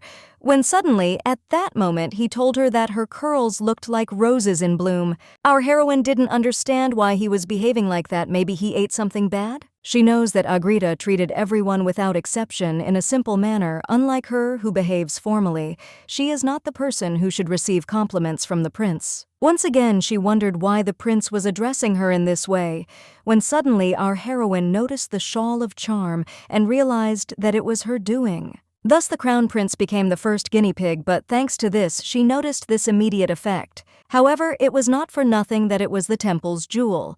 In any case, she thanked the prince and in return complimented his hair, which looked like rays of the scorching sun. The guy asked in surprise if she really liked them. Lydia asked him again in surprise. Agrita asked in response if she liked the color of his hair. For example, he liked it. Our heroine decided that this sounded rather narcissistic, but perhaps he had intended it differently. The crown prince was nicknamed the Iron Wall among the young ladies, but couldn't she get into trouble? She even hid the shawl of charm. It is amazing that this arrogant temple created something truly frightening in its power. Lydia took his words as compliments, but she did not deserve such an honor, so she again asked for forgiveness, but she had to go. After that, she started to leave but noticed the prince watching her. Lydia hoped that he would not follow her. Halfway there, she stopped again, because once again, she caught herself thinking that she had forgotten to leave offerings. After some time, she returned to her brother and decided to forget about it. Essie asked if she had finished, to which the girl nodded her head. The action takes us to His Highness, who has finally been found by the supreme servant. The man looked at the prince in surprise and asked if he was lost again. He reminded him that he had said that the waiting room was in a different place. He was very surprised to see him on his way. The prince apologized, saying that it was an inconvenience to him as well. The man was nevertheless glad that His Highness was aware of his own shortcomings. Perfectly mastering all the subtleties of literature and gifted with many other talents, the Crown Prince, Egret Hayden, in reality, he had terrible spatial orientation, and the problem was quite serious. But why did so few people around him know about it? No one suspected how wrong the direction of his movement was, since it seemed to everyone that he was going that way out of his own desire. The high servant was one of the few who knew the truth. The prince suddenly said to the servant, "Truly a temple of love." The man, perplexed, asked what he was talking about. A face with feline features that betrayed her conflicting inner feelings. Also, her hair was scarlet, matching the blooming roses in the garden. Had he ever had such feelings when meeting her? Thinking about Milady Lydia Widgreen, he realized that they had only crossed paths a couple of times at balls. However, he definitely did not remember that at that moment, her appearance brought him such admiration as now. Anyway, he decided that it was wonderful to meet beautiful people. He hadn't had that for a long time. Some time ago, one of the servants addressed the prince, telling him that he would soon find love. Hayden asked again in surprise, to which the girl told him that he would meet his destiny within this year. One of the ministers approached his friend and asked her since when she became a fortune teller. At that moment, he did not attach any importance to this prediction, because in the Temple of Love, they always say such words, but in fact, he would like the prophecy to come true. The action, meanwhile, moves to a dark night, to a building under the roof of which a character familiar to us was sleeping. This man was Riga, who was tormented by nightmares and woke up in a cold sweat almost every night. The boy muttered madly and cursed Essie Widgreen. His family had abandoned him, and that bastard was going to kill him. He had nothing left. All his money, position, surroundings, and even part of his body were simply taken away. At the ceremony, he was found to have drugged Milady Widgreen's drink. He tried to get away with it by taking a hostage, but to no avail. The guy thought he was unlucky, but could he have imagined that things would turn out this way? After all those proceedings, he lost his position. As soon as he was deprived of his noble origin, he was completely removed from the family tree. Even watching as the documents of kinship were torn up in front of his face, the guy did not take the whole situation seriously. On paper, even though he was cut off from the family, he was a blood son. Parents couldn't drive away their own son, right? The only thing that was offensive was that he would not be able to inherit anything, but that did not mean that he would be kicked out of the mansion immediately. Later, he thought that he would not have problems as long as he lived quietly and peacefully, but he was thrown out of the house empty-handed. He tried to contact them, but he could not. Also, if you go straight to the main gate of the house, you will be driven away just like any other commoner. While thinking about what Widgreen was afraid of, something amazing happened, because Duke Widgreen appeared in the alley right in front of him. They looked at him and said that if he did not answer their questions, they would cut off each one in turn. As soon as he laughed, Widgreen tackled him to the ground, telling Darbury to cut off the next part. The guy was shaking in horror and telling them that they shouldn't do this because he would tell everything. The blow followed again. Darbury looked at the Duke in bewilderment, asking why he had brought him here if he could do everything himself. The guy said that it was noisy here, so if he wanted to do something he needed to be taken or a doctor needed to be called and helped. Darbury looked at Riga and told him that if he lived long, his life would be like hell. He said it was for his own good. Anyway, just then the Duke stepped forward. As soon as the Duke left, Darbury sat down near Riga and taking out his dagger, he also revealed his mad smile. The boy swung his blade and cut his ankle. He grabbed Riga by the face and asked him if this wasn't better than cutting off his fingers. Hearing no answer, the boy told him that if he did nothing, he would not be happy. Even thinking about the dirty things he tried to do to his girl makes him want to kill him right now. It would be easy to let him live, but he would have to put up with it. Once again, Riga returned to reality after his terrible nightmare. The guy was holding his face in horror, realizing that he would be killed. He cursed these freaks who made him like this, the woman who is the culprit. Meanwhile, our heroine's donations, which remained in the prayer hall, were eventually delivered through the priest. At first, the priest looked at it in bewilderment, but Lydia gave it to him like a bag of money.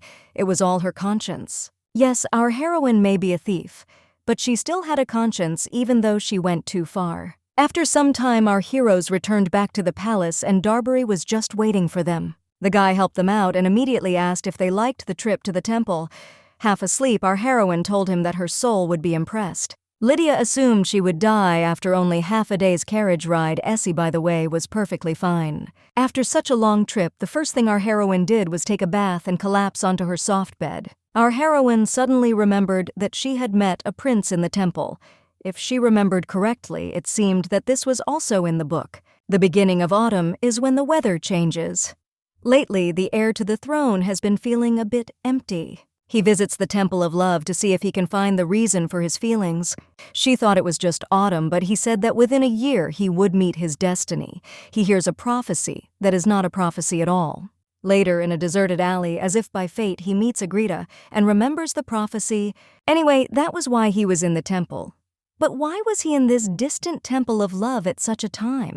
With a heavy sigh, our heroine decided that she was simply unlucky to meet him there. At least in that place at that time, if she meets him when she has the shawl of charm with her, a young girl who barely knows his face. Will he say that phrase again? If the prince is sane, how will he remember it? Isn't he left with a history of suffering in the blanket? She suddenly wondered why he didn't just give her the shawl back and wrap it around her neck. Immediately, she wondered, wasn't it just kindness that he picked up what had fallen to the floor and wrapped it around her neck? Maybe bad luck was also luck. However, she felt very sorry for the prince because he had a good memory. Could she get the blessing of oblivion as soon as possible? Just at that moment, Ari ran into the room, asking her sister how her trip to the temple had gone. Was everything okay? Our heroine nevertheless turned away from Ari suspiciously and began to laugh slyly. Soon after, she turned around and proudly showed off the shawl of charm that she had taken from the Temple of Love. Ari asked in surprise if she could touch her. Lydia told her that she could do so, but only touch. Our heroine stared at Ari's face, which radiated incredible admiration. The girl suddenly asked if they had stolen her right. Was it difficult, or did they manage without problems? Our heroine realized in horror that they were almost caught as criminals, and she almost didn't guess the password. Anyway, she proudly said that it didn't matter how she stole it because they had it. Ari told her sister that she was smart. The girl then took the shawl in her hands and asked if anyone who saw it actually fell in love with it. It looked like just ordinary fabric. Now the charm, not to mention the color and pattern, even if there is nothing tangibly special about the material, if it were not for the prince's sacrifice, she would not know whether the shawl worked. Our heroine looked at Ari one way or another and suggested that she see for herself. Lydia didn't even wait for a moment to get an answer from Ari and silently wrapped her shawl around herself. The girl's face changed to shock and bewilderment in a moment. She began to see her sister differently. Our heroine looked at the girl anyway and asked her how she felt about it. Ari laughed sheepishly, saying that she almost proposed to her sister. It was dazzling, and if she were a man, he would definitely propose to her. Or if same-sex marriages were legal, women would propose too. Still, it was interesting how it worked. Lydia told her that if she didn't tell her, maybe they wouldn't know because it was magic. Ari also decided to put on a shawl of charm and show the effect to Lydia. Our heroine was instantly captivated by Ari's beauty, so the idea of a proposal immediately popped into her head. Soon Lydia said that even though she was joking about the proposal, it was interesting. She didn't even know how to express it correctly. It seemed to her as if Ari had a halo when she first put on the shawl. Her heart was pounding and she wanted to come closer and pretend to know. Somehow she overcame the urge to win someone's affection. It's like a nerd in a teen drama. Our heroine suddenly thought that if she wore such a thing, she would rather be called a witch than a goddess. The crown prince burned the shawl of charm because it was probably for Agrita's safety. With the great name of the Temple of Love, which she knows because she was a snob, the existence of this absurd treasure is something she is grateful for. Now Ari will use this shawl to attract Essie's attention so that she can escape as planned. Just at this moment, Ari got up from the bed and asked if she would really use the shawl of charm to seduce the villain from now on. Our heroine laughed sheepishly and told her that it was Ari, however, said that she was worried, but Lydia reminded her of the shawl effect, so everything would be fine. Ari, in turn, reminded that she would be dealing with a villain, to do so with a beautiful, perfect, and kind sister. Lydia didn't understand where this perfection came from again. Was it because she was good at stealing? Lydia asked if she was afraid of Essie. The girl, perplexed, said that it was because it was quite exciting. He was a villain. Our heroine knew better than anyone that Essie was a villain, but sometimes when he smiles at her, it's hard to take your eyes off him. Come to think of it, Ari didn't pay attention to Essie from the very beginning. She thought it was because he was the male lead. At that moment, the girl told our heroine that she was right because Essie really was very handsome. It was the first time she saw someone who looked like that. Ari suddenly looked at our heroine and asked her what she would do since her eyes and hair were not black. Our heroine said that she is apparently Korean to the core, so if the color of her hair and eyes is colorful, she does not feel like a human being. Ari suggested that it was like looking at a beautiful painting or statue. Lydia said that was basically true. Even in her past life, she liked actors with multicolored hair. In any case, the girl looked at the shawl and asked in surprise where and when she could use it. She decided that it would be wrong to wear it always and everywhere. Lydia said she was right because it was trash. If word got out while she was writing, she would be taken to the capital. So if that's the case, that means Ari will have to use it when she's alone with Essie. The girl, perplexed, said that she would need help. Then she asked Lydia what she was doing tomorrow. Our heroine answered her that tomorrow she would save her guards, which they would need. The action moves to the next morning. The idea that Ari needs personal protection came to our heroine a long time ago. Sir Darbury is certainly a near-perfect knight, so while he is her guard, there are many limitations to protecting Ari. For example, the hostage-taking in the banquet hall, Darbury abandoned Ari to protect her by any means necessary. As a result, the defenseless Ari was taken hostage and thus put into danger. If it weren't for Essie, she would have died once. Maybe our heroine would have used the beads again. It may happen in the future, but Darbury does his duty, so he can't be blamed. By the way, also, because Sir Darbury is always around, Ari had to be with her to receive help from him. Unfortunately, trouble comes even early in the morning, and Ari had no choice but to get up early and come to Lydia. It wasn't for 1-2 days, but because she got up early, it seems the girl complained of fatigue. Lydia assumed that she slept a lot in the morning, so if she had personal security, she would be able to sleep longer. To see a problem but not to solve it. It was impossible to find a man as talented, similar, or better than Sir Darbury. He thought it was enough to entrust Ari's protection to the future, but it was not a fundamental decision. Even after she left, Ari would need good protection. But is there another solution now that wasn't there before? Of course there is, and that solution is the shawl of charm. After a while, the girl interrupted our heroine's thoughts and asked her sister if she could really save the guards. Holding an unknown document in her hands, Lydia asked to trust her and not ask unnecessary questions. The palace hosts at least 2 fencing competitions a year, a flower festival in the spring, a harvest festival in the fall, and other national holidays. Of course, the holidays are not complete without tournament events. This means that many promising fencers emerge during the year. Lydia was just thinking about taking one of them as a personal guard for Ari. In the morning, she sent people to the guild to buy information. Winners of all official fencing tournaments for 5 years. This document contained personal data and location of those who were not serving anyone yet. Winning the tournament proves their exceptional skills. Of course, families who need talent will try to hire them. Either way, the fact that they haven't joined anyone yet shows how high their standards are. Among the 4 best knights, by the way, there was also 1 female swordswoman.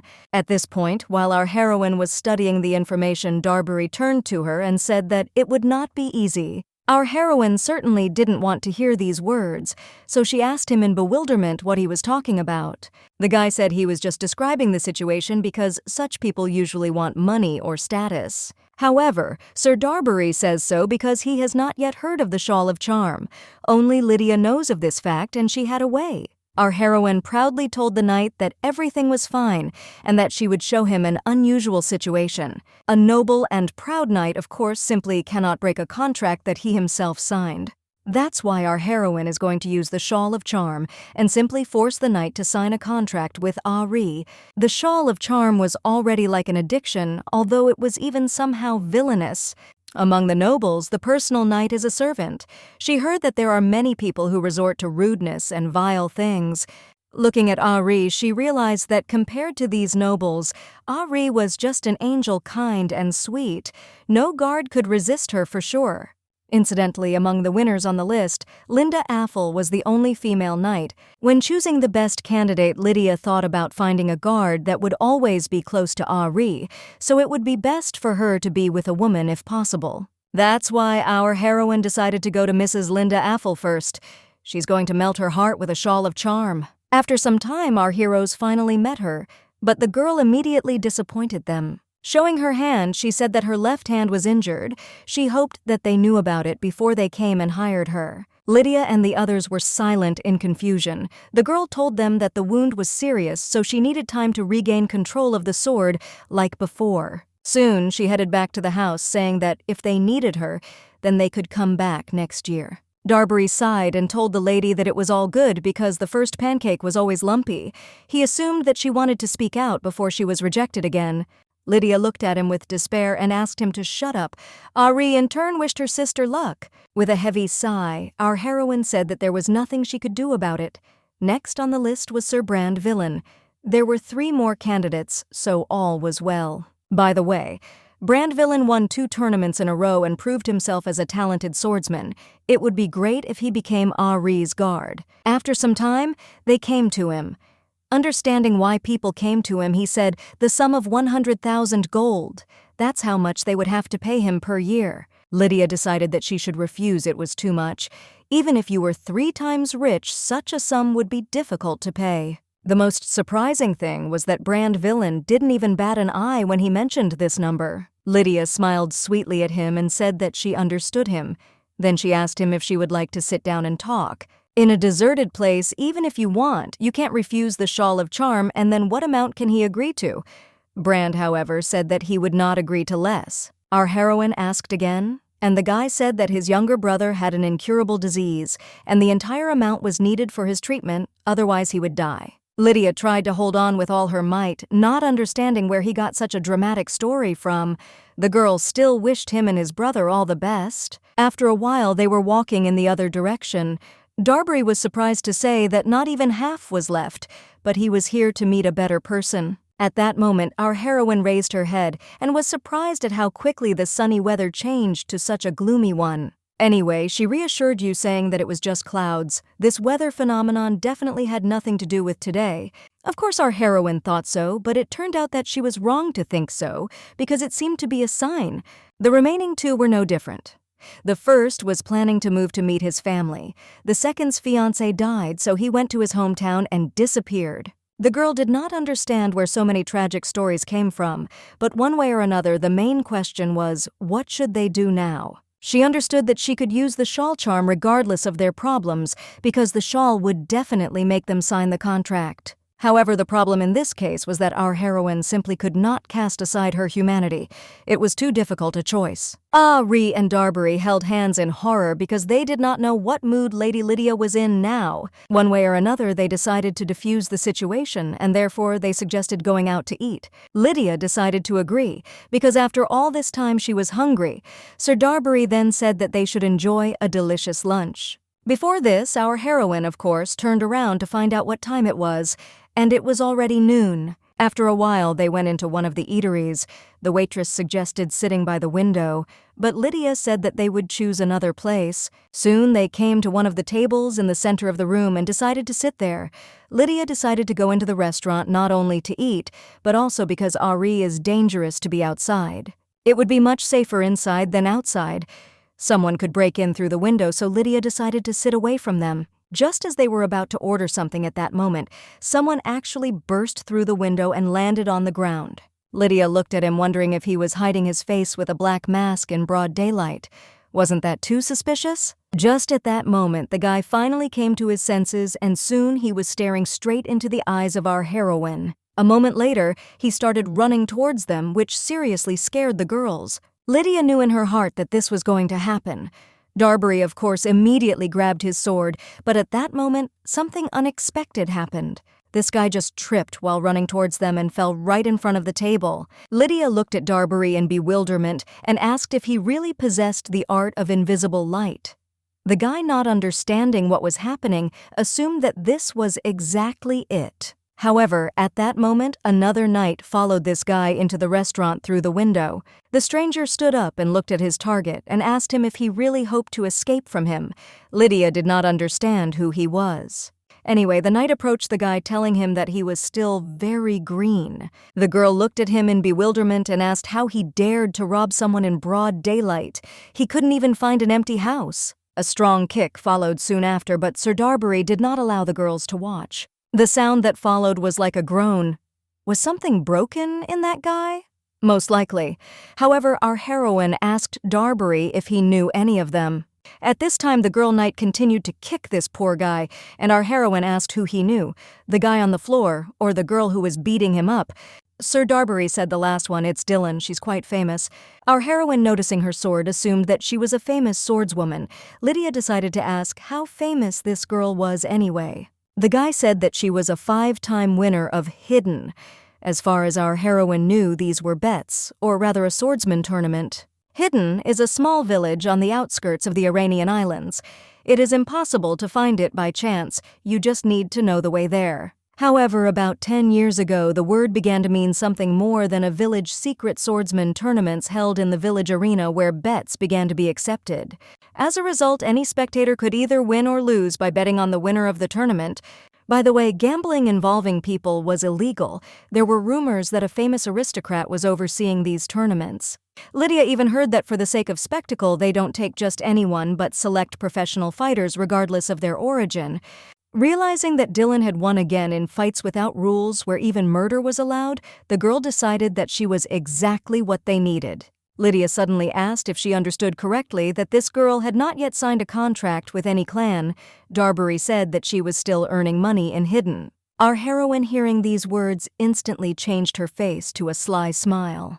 Realizing what was about to happen, Sir Darbury tried to stop her, but to no avail. Our heroine ran up to Dylan, saying that she was glad to meet her. She introduced herself first. Looking at the swordswoman, the girl asked to distract her for a minute and pay attention. Then she looked at the ground and noticed a rock which she hit the guy with.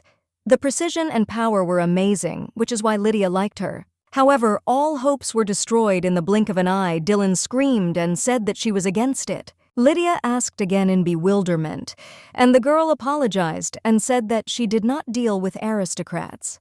Now our heroine understood. The members of Hidden do not think much of aristocrats. In their eyes, they are pigs staging bloody spectacles for entertainment. Of course, Dylan thought that to her, she was just another rich guy who didn't consider her a human being, which in a sense was natural. Lydia didn't even think that the girl could treat the aristocrat so badly. But what to do now? She definitely can't be missed. Dylan is the person who was perfect for them, outstanding skills and also a woman attractive and daring. There were too many people here to use the shawl of charm. They needed to go somewhere else where they could be alone. But what if she wasn't in the mood for conversation? Just at that moment, the girl heard the waitress apologizing to the gentleman, saying that she had already called security and that they would arrive soon. Our heroine immediately went to Dylan and told her that security was on their way here. She also asked what happened. She thinks she caught this guy because he's a thief, right? Dylan, keeping her foot on the criminal, asked what it mattered. Our heroine told her that it was of great importance to her because even though he was a thief, where was the evidence? Dylan asked in confusion what she was talking about. Lydia explained to her that she had just turned him into a chop in front of a crowd of people. What if he said he hadn't stolen anything and had only been severely beaten? It was obvious since he was empty-handed. He must have run away before he stole anything, and it looked like this guy just heard everything. Lydia again pointed out that there were many witnesses here who would say that she beat him, but her only argument was that he was a thief. Dylan continued to look coldly at Lady Lydia and asked in surprise what she was getting at. Our heroine smiled sweetly, looking at Dylan, and proudly said that she could give her testimony to help her. She might say something like, "This person wanted to attack me, but she was the only one who stopped and reacted." If she testifies, then even without evidence that he is a thief, her actions will be justified. There is no evidence that he wanted to attack, but the police will have enough. Our heroine asked if she agreed. As she explained, she doesn't need much because she just wants to be alone in a quiet place, and this is much better than being arrested for assault. Although reluctantly, Dylan agreed to the proposal, saying that she would only give 5 minutes. After the thief was handed over to the police, the testimony was given, and finally lunchtime passed. Then they went to Dylan's house to talk. The girl immediately said that she agreed not only because the offer was beneficial to her, but also because Ari seemed nice to her. Our heroine asked her again in surprise, and the girl said that she simply loved beautiful people. Lydia thanked her in surprise. Soon the action moves to Dylan's house. Our heroine was a little embarrassed, but she understood that if Dylan liked beautiful people, then she would definitely like Ari. Anyway, right now, our heroes were sitting in the living room and waiting for Ari and Dylan to talk. At this point, Darbury suddenly turned to the lady, saying that she looked pleased. Did she really think that everything would work out? Anyway, he told her that even if she had done a lot, it would be more important for her to give Lady Grace the opportunity to show herself. Our heroine raised her hand, saying that she was sure that everything was fine. Darbury still asked where she got such faith in this. Lydia asked in surprise if he didn't think it was all too good. Darbury asked her if she knew why Dylan was so famous. Our heroine looked at him again in surprise and said that he himself told her that she had won 5 times in a row in Hidden. Darbury said that wasn't all she had done. She had broken the wrist of an aristocrat's son who had mocked her. Lydia screamed in disbelief. The knight said it was true and that the rumors had spread very quickly. Of course, it had been several years since he had heard the story, but he still remembered it. Lydia asked how she had gotten away with it. The guy said that she was very lucky because the witness was another aristocrat who had a score to settle with the victim. This man said that he wounded while running stumbled, and of course there were no other witnesses. Lydia asked about the special rights of the aristocracy. Darbury told her that the knights could not touch her even with the tip of a blade. Our heroine understood that she did not come out to publicly condemn her because of the witness, and physical violence did not seem possible. Now it is all clear. In this case, the girl decided that Dylan was really very strong, so she liked her more and more. Our heroine suddenly asked if there was a continuation of the story. Darbury, perplexed, once again said that she had broken the aristocrat's wrist, and that was already the whole story. Lydia, however, told him that this noble scion had done something wrong. He had mocked Dylan. Ari, in turn, would not do the same, so everything would be fine. Darbury suddenly remembered Essie and told Lady Lydia that brothers and sisters stay close no matter what. But still our heroine felt uncomfortable. She wondered if this conversation didn't bother Darbury at all. She asked him if the swordswoman would harm Ari, knowing that she was alone with Dylan, and he had not told her anything. At that moment, the guy smiled slyly and turned his head to the side as if keeping silent about something. Lydia immediately realized that he had made up the story to scare her. She laughed and said that it was unfair. Just at that moment, a joyful Ari ran into the room and told her sister that she could do it. At this time, Dylan, who was standing nearby, did not understand what she had done and how it had happened. Our heroine asked what they had come to. Ari answered that they had first made a verbal agreement and then would sign an official contract. However, Ari told her that Dylan would start accompanying her today. Lydia asked in surprise if she was sure about the verbal contract. However, the girl intervened in the conversation and said that she always keeps her word. Now that the contract is concluded, she is responsible for her safety. She also added that if she screwed up somewhere, they could chop off her head. Lydia thought that they weren't going to do that yet because she was more reliable than she thought. At that moment, Dylan looked at Darbury and said hello to the lucky guy, saying that they hadn't seen each other for a long time. Lydia and Ari watched them in surprise. Not understanding if they knew each other, Darbury seemed to know a lot about Dylan. The guy smiled at her and said it was true. The girl said she had heard that he was doing well, but now she was convinced of it herself. Darbury told Dylan that she was pretty good-looking too. Lydia, however, butted in and asked in surprise if they knew each other. The guys said that they had crossed paths in the past. Lydia decided to ask Dylan why she was acting like she knew him well. Dylan sighed heavily and said that before she didn't want to talk to a traitor who had joined the aristocrats, but now she was the same. That's why she extended her hand and told Darbury Sack that she was pleased to meet him. The guy happily extended his hand in response and said that he was also glad to meet her. Lydia and Ari still watched what was happening in bewilderment. After some time, our heroine asked in bewilderment whether the two of them were really rivals. The girl said that it was true because their destinies were indeed closely connected, and then she was taller than him. However, based on updated information, she admitted that this ugly duckling had overtaken her. She was 181 cm tall and 26 years old, while Darbury was 180 cm tall and only 24 years old. He asked her to choose her words carefully because he has ears. Dylan sighed and told Sir Darbury that he had become too proper. There was no pleasure in teasing him anymore. Our heroine decided that this was quite interesting because in words they are enemies but almost perfectly suited to each other. What awaits them in the future?